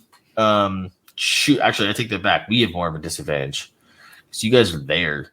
You guys can see all the fake crap. Like, we can't see it. Like, when I first got to California, bro, I was so excited. I was so excited. I was like, I'm in California. I'm going to hit up all these like cool different spots, right? You used to hear about like Long Beach and LA and Hollywood and I got out there and I did it a couple times. Like my a friend of mine in the military, his girl used to live in Long Beach, so we went up to her house. I was like, oh, I'm in Long Beach, bro. Like, yo, the LBC, like I'm here. And I'm like, now like living out there, I was like, okay, it's fucking Long Beach, whatever. Yeah. Oh yeah, But, Orange County, where I'm at. You know, that's where you were too. Yeah. A lot of motherfuckers are fake out here. Oh You know? my god, it's insane the amount of people that are fake, dude. Especially that gym that I used to work at. Oh Yeah, that one. God, man, like living in Irvine is bad, dude. Living in Irvine and Newport is terrible, dude. The amount of fake people that you get to meet, dude, especially like the amount of people that I met on a daily basis, like trying like in sales and stuff, and like meeting the people at the gym, dude. It's insane to see that like some people don't even realize how fake they actually are. Like most of them don't realize how fake they are. They're blind to the fact that that's not who they are and who they want to be. You can just see it. And I don't even know how to explain it. Like there's Because they hang out with more fake people. Dude, that's really weird. It's gotta be it, man. It's gotta be it, dude. Cause I was like, there's this kid that I know who makes like all this like money and stuff. And he does like this really good, like he's sports betting and he makes all this money, but like he does not like I could just tell like he like low-key like hates it. Like I could just by seeing it. It's so weird because I don't know how to explain it, but I could definitely tell that like that's not who he actually is. Like I could just completely tell, and he has no clue. But I can't tell him that. And if I tell him that, he like they'll like come after you, dude. If you try to tell someone who's fake like that they're like that's not who they are, and they're being like they get so pissed off, they get irritated. Yeah. Yeah, it's one of those things. I mean, like when we leave and we travel, people will always know, oh, you're from Cali, huh? And for a person who's from Cali, you're like, oh, how do you know? Like, how can you tell? But we just reek it. You know what I mean? We reek the SoCal vibes. It's insane, dude. And I didn't know. I still have a lot of New York vibe in me, so I'm glad about that. But like when I moved out here, being here and then like going back to visit Allie, I would like so tell the difference. And like she's moving out here, and we're moving into we're moving to a city called Buckhead, which is like the Atlanta version of I would say the Atlanta version of like Newport Irvine area. So there's still a lot of like of that fake feeling there, but with Southern hospitality, dude, that's crazy, dude. Southern hospitality is not what you think it is, dude. Like, you don't get Southern hospitality in the cities; it's only outside of the cities. But dude, when Allie gets out here, man, everyone's gonna know. Everyone's gonna know. She's not gonna know. And she's not even like. How do they know? Even, like bad Allie. How do they know? No one's gonna know. Dude, she's not even like bad Cali either. She's not even a part of like that Cali crowd, but they're still gonna know. It really is a whole different world out there. Yeah, I mean, like I love Cali. It's beautiful, but you know, there is the other side of the coin as far as the people in there, and it almost reminds me of that Black Mirror episode with the ranking system. You know? Oh yeah. I love. If you haven't seen that, you should check that out. It's a society based on like ranking systems. So if you're a 5-star, you get invited to like the classier spots. You know, you get discounts on certain residencies.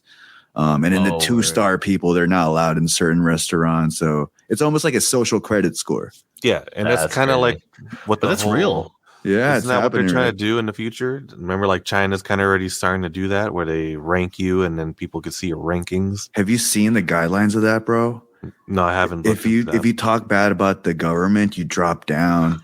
Yeah, dude, that is so like if you like when you think like the first thing like when you guys like started talking like that, the first thing I thought of was that sounds like some Nazi shit. Yeah, man, dude, that's crazy. And you know what? Yeah, they have like so I haven't seen Black Mirror. I actually heard about that show came out like 4 or 5 years ago, something like that, right? Yeah, that episode was pretty old, so it's been a while. But thinking about that, I was like we may not like physically rank it to show, but that exists. That's all. That is 100% is a thing. You can tell it just by like walking down the street. You can and like especially in like the big cities, you can 100% see that there's a status. You can tell that that everyone is treated differently. Dude, I hate this world, man. No, technically it is going on. No, you're right. It's like Instagram. That's Yeah, our it is. system right now. That's exactly what it is. It is. Yeah. So that's exactly what's going on. People look, it's like, oh, how many followers you got? You know, no one's asking you that outright right now. But the moment you give out your social media, people start judging you off of that. Like, oh, yeah, dude, it's a whole. I hate this damn world, man. I really wish that, dude. It's crazy to me. Like deep down, like in my heart, I wish that everybody was just. I truly wish for like the whole world peace, man. I hate that there's hatred around. I hate that there's people who judge people. I hate that there's people who are like out there talking about this person doesn't deserve this, and then like into the racial stuff. Like everybody hates each other for no reason. Like it's just. Dude, this world sucks, man. And you know what? I think it's I don't know if it's like the whole world, but this country definitely sucks. It's definitely here in this country, dude. This country is really bad. And I've noticed that like we are, so you know how we talked about the whole like California thing, right? Mm-hmm. You can walk in a different country, and you can just be in a different country. It doesn't even have to be like a third world country. You can just go to like a country in Europe and just walk, and people can tell that we're from the States. Yeah, right? People 100% can tell that we're from the States, dude. I don't hate this country. I don't. I there's no place I'd rather be, to be honest, because there's more fucked up shit going on in places. We're just privileged here. What I hate here in the USA is the ignorance. You know, everyone thinks that we're the model citizens and we have it so good over here that everywhere else sucks. Like, I mean, yeah, it does suck in a lot of places, but there's other places where they got it going on. Like Japan is free. Like, you know, people like to think America's the only place with freedom. You know, there's plenty of other places with freedom, but I wouldn't want to be anywhere else. I just don't like the ignorant mindset that's kind of just being allowed out here. You know, everyone, it's just, like you said, everyone's pointing fingers at other people without taking accountability for things. All right, here's my long spiel. Okay. Go ahead, Naro. I was just gonna say, I feel like it's less ignorance and more. Not that it's not ignorant. I think what I'm trying to get to is that I think it's gone to a point that like the ignorance has gotten out of control. Yeah. I think that we've gotten to a point that I rack my brain every night trying to figure out like how can we as a society fix the crap that is of this world / country and the way that people like act and be and just treat each other. And I just for the life of me, dude, I can't figure it out. I can't figure out like a way that I just think it's gotten to the point that it's out of control. Mm-hmm. So, I'll start with, I think clout is the preface for social currency. God, I hate it. You know, clout, I hate that word, though. Clout right now, it can't be clout right now. You can't really measure it, right? But there's undeniable benefits to having clout, right? Mm-hmm. So I feel like we're moving towards that becoming a physical metric in society. And then the second thing is the country. I don't hate like this land. United States is beautiful land, right? Like, let's just take the label out of the country, right?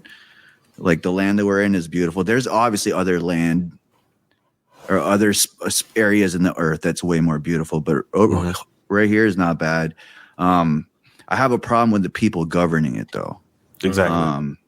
Yeah. And you mentioned it, Naro. It sounds kind of like Nazis. I think people forget that after World War II, we tried to punish all the Nazis, but there were way too many of them. And I watched this video.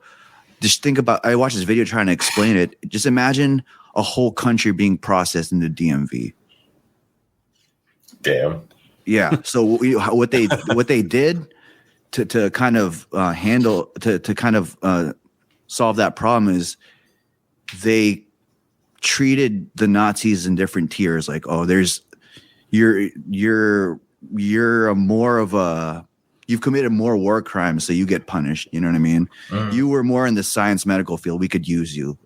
We'll take you on here. And I guess they also got spread out to Paris and England and the other countries, the other allied countries after. And they used their expertise in the education system in the medical field. So these guys, and in their law governing body too.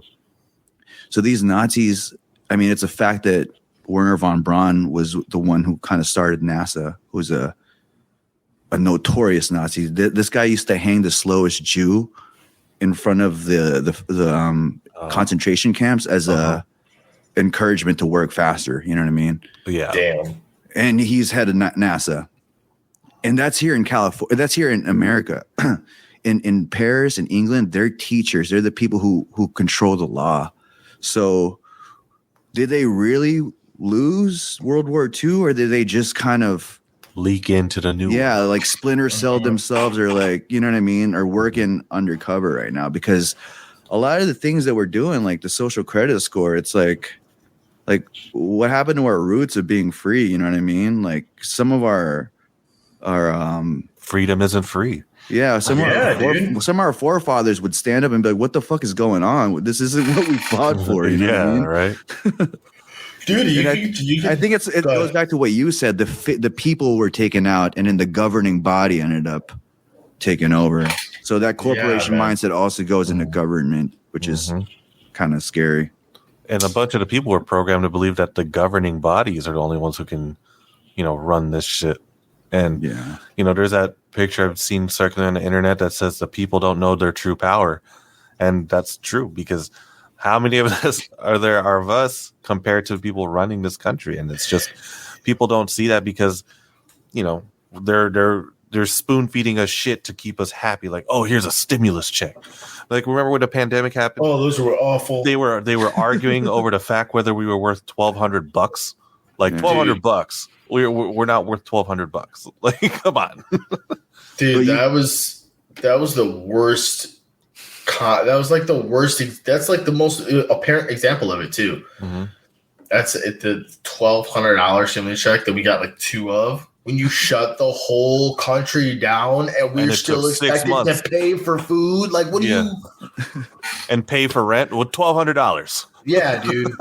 Oh my god! American and it dream. took 6 months. 6 months to debate whether we could get one check first, and then another 6 months, and then Donald Trump, buttering up his supporters, and I'm just like seeing through. I was like, man, shut up. You're in there. You're getting your shit written off, your taxes, all that shit. And he's like, I'm trying to sign this check for you guys to get $3,000, and we're like, oh, great. When? Might be an ignorant take, but I'm gonna say it anyways. For what they did during the pandemic, $1,200, still have to pay rent. Oh, we're gonna raise the prices on you too. Oh man, Ukraine, here, bro. Like, yeah, right. As a person who is rooting for our team, like, what are we doing, man? You know what I mean? It sucks because, I get the concept of let's help people, but dude, you really need to help home team. Yeah, got it. You can't go out and do things for other people until you're set. There was no reason for any of that. And you know what, dude? And it's not even just let's just talk, it's not one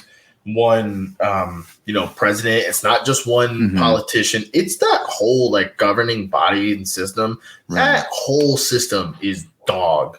It is terrible. None of them.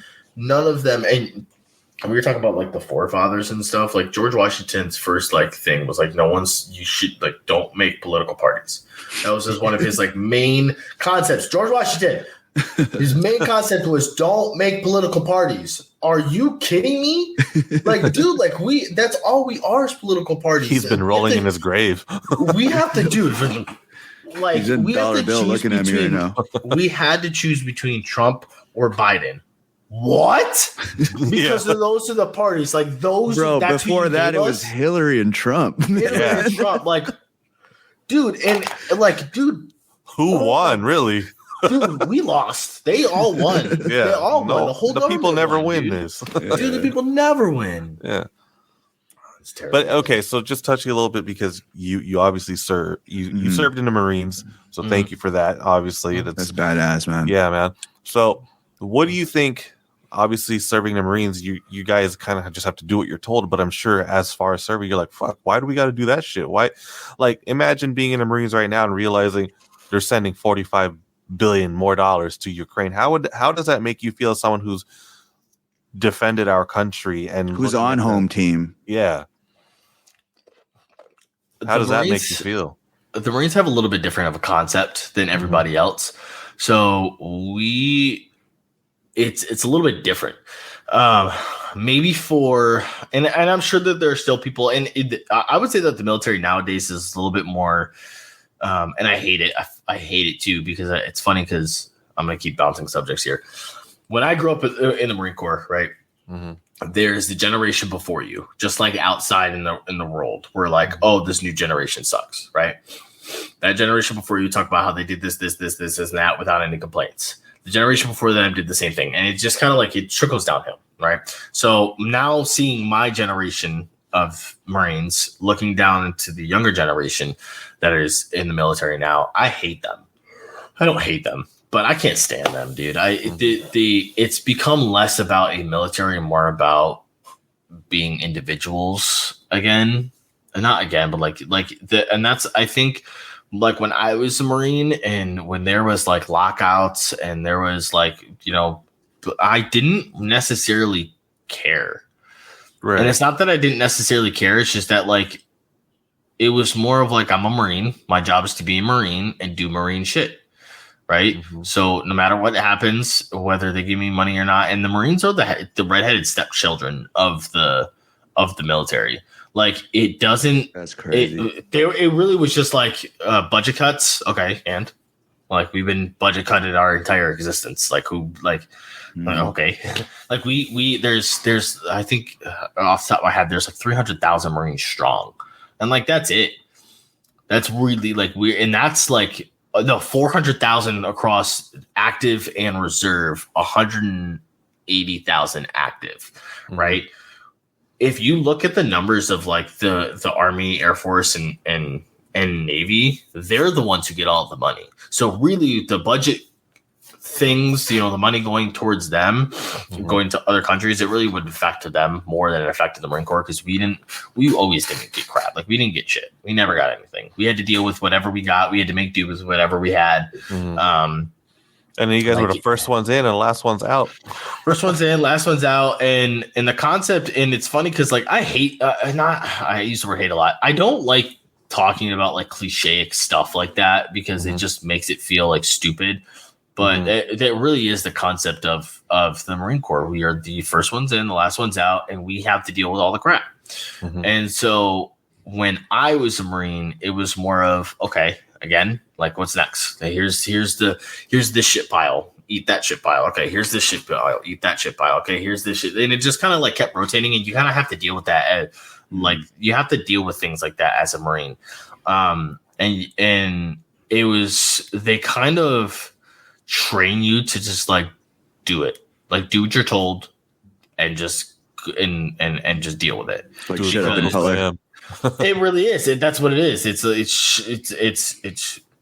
I said this, you have to do this. Well, why? Because I fucking said so. That's why. Don't ask me questions. Go do it. So when you find out that that money and things are going to other resources, it's more of just like, all right, well, whatever. It's nothing I can do about it type deal. And you just kind of have to like do your job. Jeez. Yeah. That's fucking terrible. It's almost like they're normalizing that mentality. So yeah, when I would say to like people who going into the military, especially the Marine Corps, I don't know how it is now. I do have a lot of my junior Marines that I used to train and used to work with. They have stayed in the military, so I'm happy that they've stayed because I know that they're good Marines. I know that they're training their coming up Marines, well, but the Marine Corps is kind of like sick. A lot of the people who stay in the Marine Corps are crappy Marines. And I don't really know too much about the other branches and how they work, but I could say that it's probably the same thing. What I would say is to people who are going into the military, if you don't go into the military unless you know that that's what you want to do, because the military, especially the Marine Corps, it sucks. It is the worst. And when people say like, thank you for your service and like, oh, you were Marine, awesome, blah, blah, blah. Dude, the only good part about the Marine Corps, it's crazy because I love the Marine Corps with all my heart. And with every fiber of my being, sometimes I regret not being still being a Marine. I think about it all the time, especially during on the Marine Corps birthday. Like I'm like gung-hoed out, like I'm Marine. I'll get back in my uniform. I'll get drunk and like start like singing and like I'll like get like super into it, right? But like as a civilian going into the military, it is terrible. Like thinking about it as a civilian now, like the Marine Corps is awful. It is, you do everything that you're told. You have limited resources. You have limited, like guidance. Like honestly, the guidance is other than boot camp where they like feed you everything that you're going to do. Like after boot camp and after MCT, which is the combat training afterwards, like everything is very vague. Instructions are very vague and everyone's like, it's such a shitty lifestyle to think about. Like all the crap that these like little kids and civilians complain about, like, oh my God, the government does this, the government does that. Did you guys have to do this? You guys are making me do that. Like the crap that I hear like civilians like complain about, they wouldn't survive a day in the Marine Corps. Like seriously, like a single, like maybe like an hour. Like I'm not kidding you. Like they would literally and that's why there's a lot of like, and it's sad to talk about, like there's a huge suicide rate in the military, in the Marine Corps especially, because it's a shitty life to live. So if you're going to go into the military, you need to know that like it's not normal. You are not a civilian anymore. This is not like, you don't have rights. You have no rights. They own you. It's do what the fuck you're told, or you will have shit to deal with. Like it's really, that's what it's about. And it's good because it's an efficient system that works. And that's why the Marines are the most feared military force in the entire world, because the system works and because you have to low-key be kind of robotic to do it. Because that's why it's so damn efficient. And that's why we're so damn scary, is because you kind of just have to. And you get, the great part is like they give you get off time. You get all of your, unless you're in field or unless you're in you're on a tour somewhere, right? Unless you're deployed somewhere, you get all of your days off. Like you get all of the government days off. And they're not like normal too. Like it's not like, oh, I get the day off, then I come back. Like you get like 3-4 days off at a time. Like for instance, Martin Luther. No, there's a day, President's Day. President's Day falls every year the day before Valentine's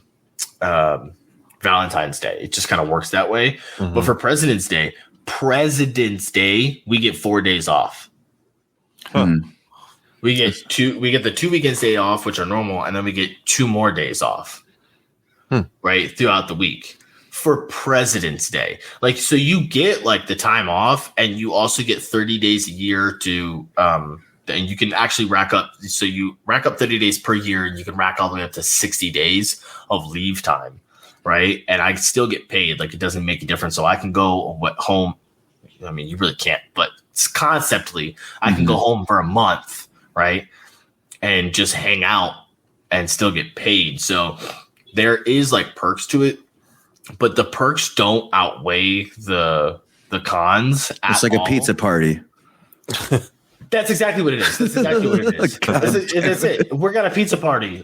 Yay. Like it's really a crap place to be. And that's why the brotherhood in the Marine Corps is so tight.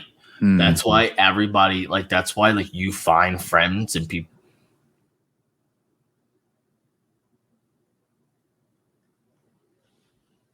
best friend, I would choose him in probably most situations. I would choose him above my brother. Like my best friend, like the closest dude to me, I don't talk to him. We haven't had a full conversation in probably 2 years, but he is still my best friend, and I would still do anything for him. And he will he will either be the best man at my wedding, or he will be like close second to the best man at my wedding. Right. And those are people that you find. And ironically enough, we hated each other. That's always how it happens, right? That's always how it happens, dude. We hated each other, man. Like we first got in, we could not stand each other. But the funny part is too, is we were in the same like little friend group, because I was friends with the girl he was seeing, and he was seeing that girl, and there was tension, and we didn't like each other. And when he got to the fleet, I got to the fleet before him, which is what the main Marine Corps is called. You're a fucking Jody. Just kidding, dude. No. Do you know what? That's not what a Jody is. Is that when you're fucking some dude's wife? Yeah, but I'm not. I'm just fucking with you. No.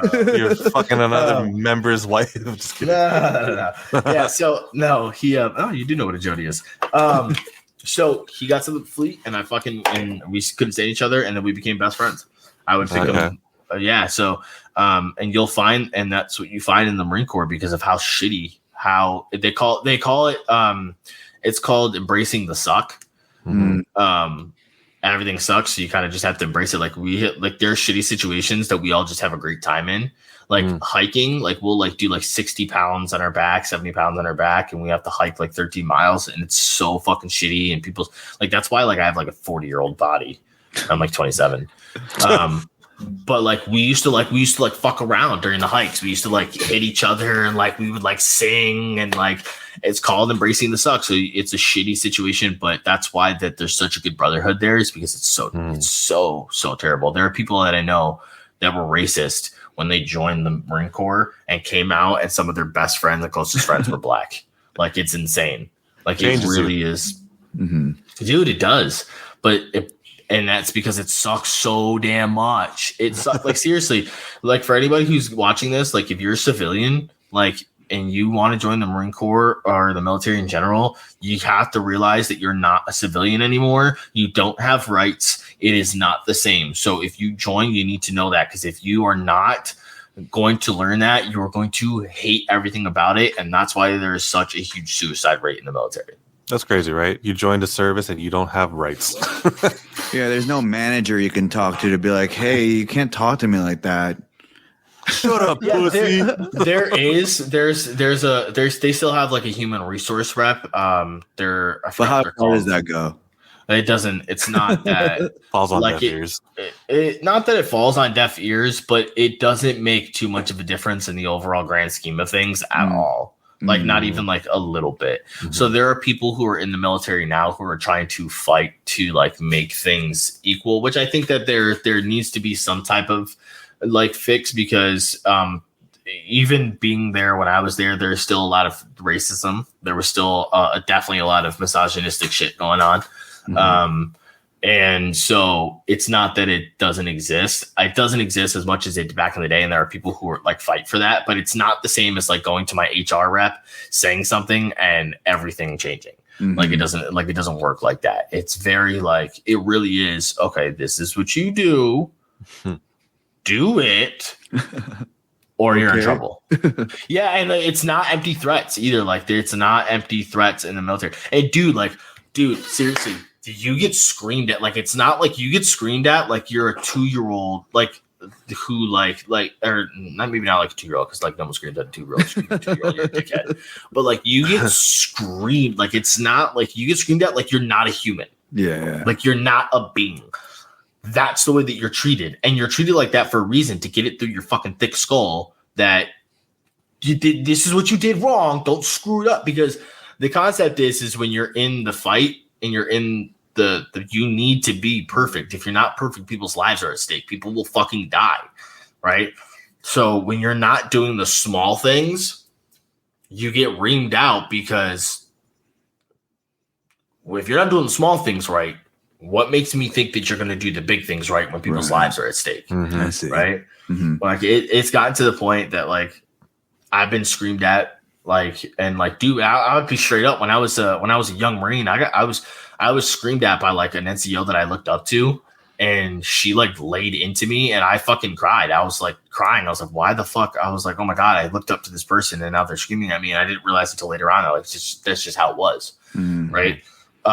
So, and I did it too. Like when I was a sergeant, there's this one kid, dude. Oh my God. he was so dumb. There are these people in the military who are dumbass athletic, stupid athletic. They have all the physical attributes down, but when it comes to the mental, they're just not like it's just not clicking. Yeah, right. Like the Tinies, like the bodyguard's named Tiny. Yeah, dude. Like it just doesn't. Like it's exactly what it is, and things just don't click. Right, and common sense doesn't click. And there's this one kid, man, and I felt bad for him. But he looked up to me. Like I went back and visited afterwards, and he would talk to me about how he looked up to me so much. So I think that was great. I guess I made a good impact on him. But dude, there was one time that I almost put my fucking foot through his chest, man. Like I almost just, dude, he pissed me off. Like he wasn't like thinking. Like he wasn't answering his phone. There was some shit was going on. I need to get in contact with him. He wasn't answering his fucking phone. I didn't do something. He was just like, and then like he's like walking up with his fucking chow, and he's like, "Hello, Sergeant." And and he was standing on some stairs, dude, and I started just ripping him apart, like just absolutely destroying them. And like the people like they dig deep, like you dig deep when you it's shit that like you're insecurity about, and they will fucking pluck and they'll talk about that shit. And like so dude, I destroyed him. And then like it's funny because like you, again, civilians, if you're going in the military, when you like roll your eyes and you do attitude, that makes it worse. You don't just get to walk away with that shit. Dude, this kid rolled his eyes at me. I had one of my other Marines had to like put his hand on my shoulder because I almost drop kicked him. I was fucking drop kicked him. But that's the way it is in the military. Like you do what you're told, because again, like how am I supposed to fucking trust you if you're not going to do the little thing? If I tell you to be here at a certain fucking time and you're not going to be here at a certain fucking time, someone dies. Right. So that's the whole concept and the whole brain. That's like what they push into you. Like that's what's drilled into you. So no, when you go in the military, you don't have rights. You don't think about any of the stuff that's going on in the outside world, because you kind of just have to like dial in and focus on what you're doing. Right. It's interesting because like as a civilian and growing up, I always put boot camp on a pedestal, and I used to think about it like, oh, this makes you a man. It builds, certain values. But talking to my friends from the military, they're like, nah, all that shit's just to break you down and brainwash you. So you're able to take orders with no hiccups, Yeah, I mean it's both. It really is both, and so some people will go into the military and they only see the negative sides of things. So there are a lot of people who will say things like that. Like for instance, my brother hates the Marine Corps with his burning passion, and he always tells people not to go in, and he'll talk so much shit about the Marine Corps. I will tell you that I love the Marine Corps with every fiber of my being. There's no doubt in me that I will always love the Marine Corps, but boot camp. And so you'll get different perspective on things. My perspective on boot camp was, yes, that's what it was. It was to break you down and destroy everything that you had learned up to that point as a person, was to erase it completely. Yeah. And it wasn't necessarily to brainwash you, and you can look at it that way if you want to. But again, it has to do with you need to do things a certain fucking way, the way that we train you, because if you don't, again, people will die, right? Like there's a lot of like they've had really made it to the point that like shit rolls down to a certain point and there's a domino effect of things that you don't do. And it really could get to the point that people die, because that's what it is. You're in the military. Your job is to fight. And at the end of the day, whether you're a combat MOS or not, someone's life is involved. My job was communications. My job was satellite communications. My job was to get the satellite communications equipment up. And after it was up, if it was broken, I needed to fix that. And if that wasn't done right, and if you didn't know what you were doing, it could affect communication from home base to the middle, to the guys, to the soldiers down on the front line, and someone could die. Right. So Yeah, boot camp is to break everything that you've learned up to that point down and just make it disappear so that they can build you up to the way that they need you. But in a sense, yeah, they it's building you up to be a fucking man, because a lot of these guys who will come into in boot camp, and me including, like when you go, you're a little punk bitch. You're a little punk who is a civilian who, you know, thinks that, you know, you have these like certain, like you're rated this certain stuff and you have certain rights and stuff like that. But at the end of the day, they build you up to be this tough ass dude because you have to deal with it. So in boot camp, you don't get normal talking to. Like, you get screamed at all day long. Hands will get put on you. Things will break. You will have to deal with all this crap because it toughens you up. It really does toughen you up. But yeah, they on the other side of things, they do break you down because they need to train you to be a certain aspect that they need. So it is both sides. It really is. Right. That's crazy, man. Well, we're hitting that 2 hour, almost 2.5 hour mark. Yeah, I know we had talk. Yeah, it was cool. No, it was a great talk. But I know we didn't hit all the talking points we wanted because we kind of got lost with everything. But it was cool. I love. I have to have you back on, man. Yeah, man. Yeah, I would love to. This was a great time. Yeah, but to wrap it up, I just wanted to bring up the last topic just to get on let's just get on a fun end because we got deep. You know, we talked about a lot of cool topics and it was cool. It was a good talk. But now let's transition to something a little fun. Yeah, I know you and I we're very heavy into like the car culture. We love our cars. So I wanted to talk to you about the Fast and the Furious and where the fuck it's going and where the fuck it's been. Because I know you have a very funny opinion on it. So I heard they're going to be in Secret Wars. That'd be the funniest thing, bro. Yeah. To wrap it up, let's just touch on that because I think it's funny. I mean, I do like to say that the first Fast and the Furious was the originator of the post-credit scene because I didn't know. I was watching the movie and I just had a background noise and it was playing, and then I didn't know there was a fucking post-credit scene with Toretto. And it was kind of alluding to the fact that we might see him again. And then the second Fast and Furious came to the point where he brought Tyrese on. It's like, this is the car world version of the Avengers. Dude, it was. Dude, the Fast and Furious really was. I think I love the Fast and Furious. In a general, I love the Fast and Furious. Because especially being car people, man, it's awesome to be able to see all of that play out, like what the car scene could be. The new ones are a little wild. Yeah, they became fucking superheroes out of nowhere. They became superheroes. It's crazy. But dude, I think that I think Fast and Furious really did a good, really put it really opened up the car world for a lot of people because it's one of those things that's like the car world's gotten really, really big, and I think Fast and Furious was a reason. Right. I for sure, because that's true. It really just put not a terrible light, because obviously they're criminals and they do like criminalistic crap, right? But it also put I put like a really good light because, dude, like there's real car scenes out there, and it's really cool to like be at a car meet. Dude, car meets are so like the chill car meets, not those like crazy ones. Like chill, like car meets are like really cool, dude. You meet up at this huge parking lot, right?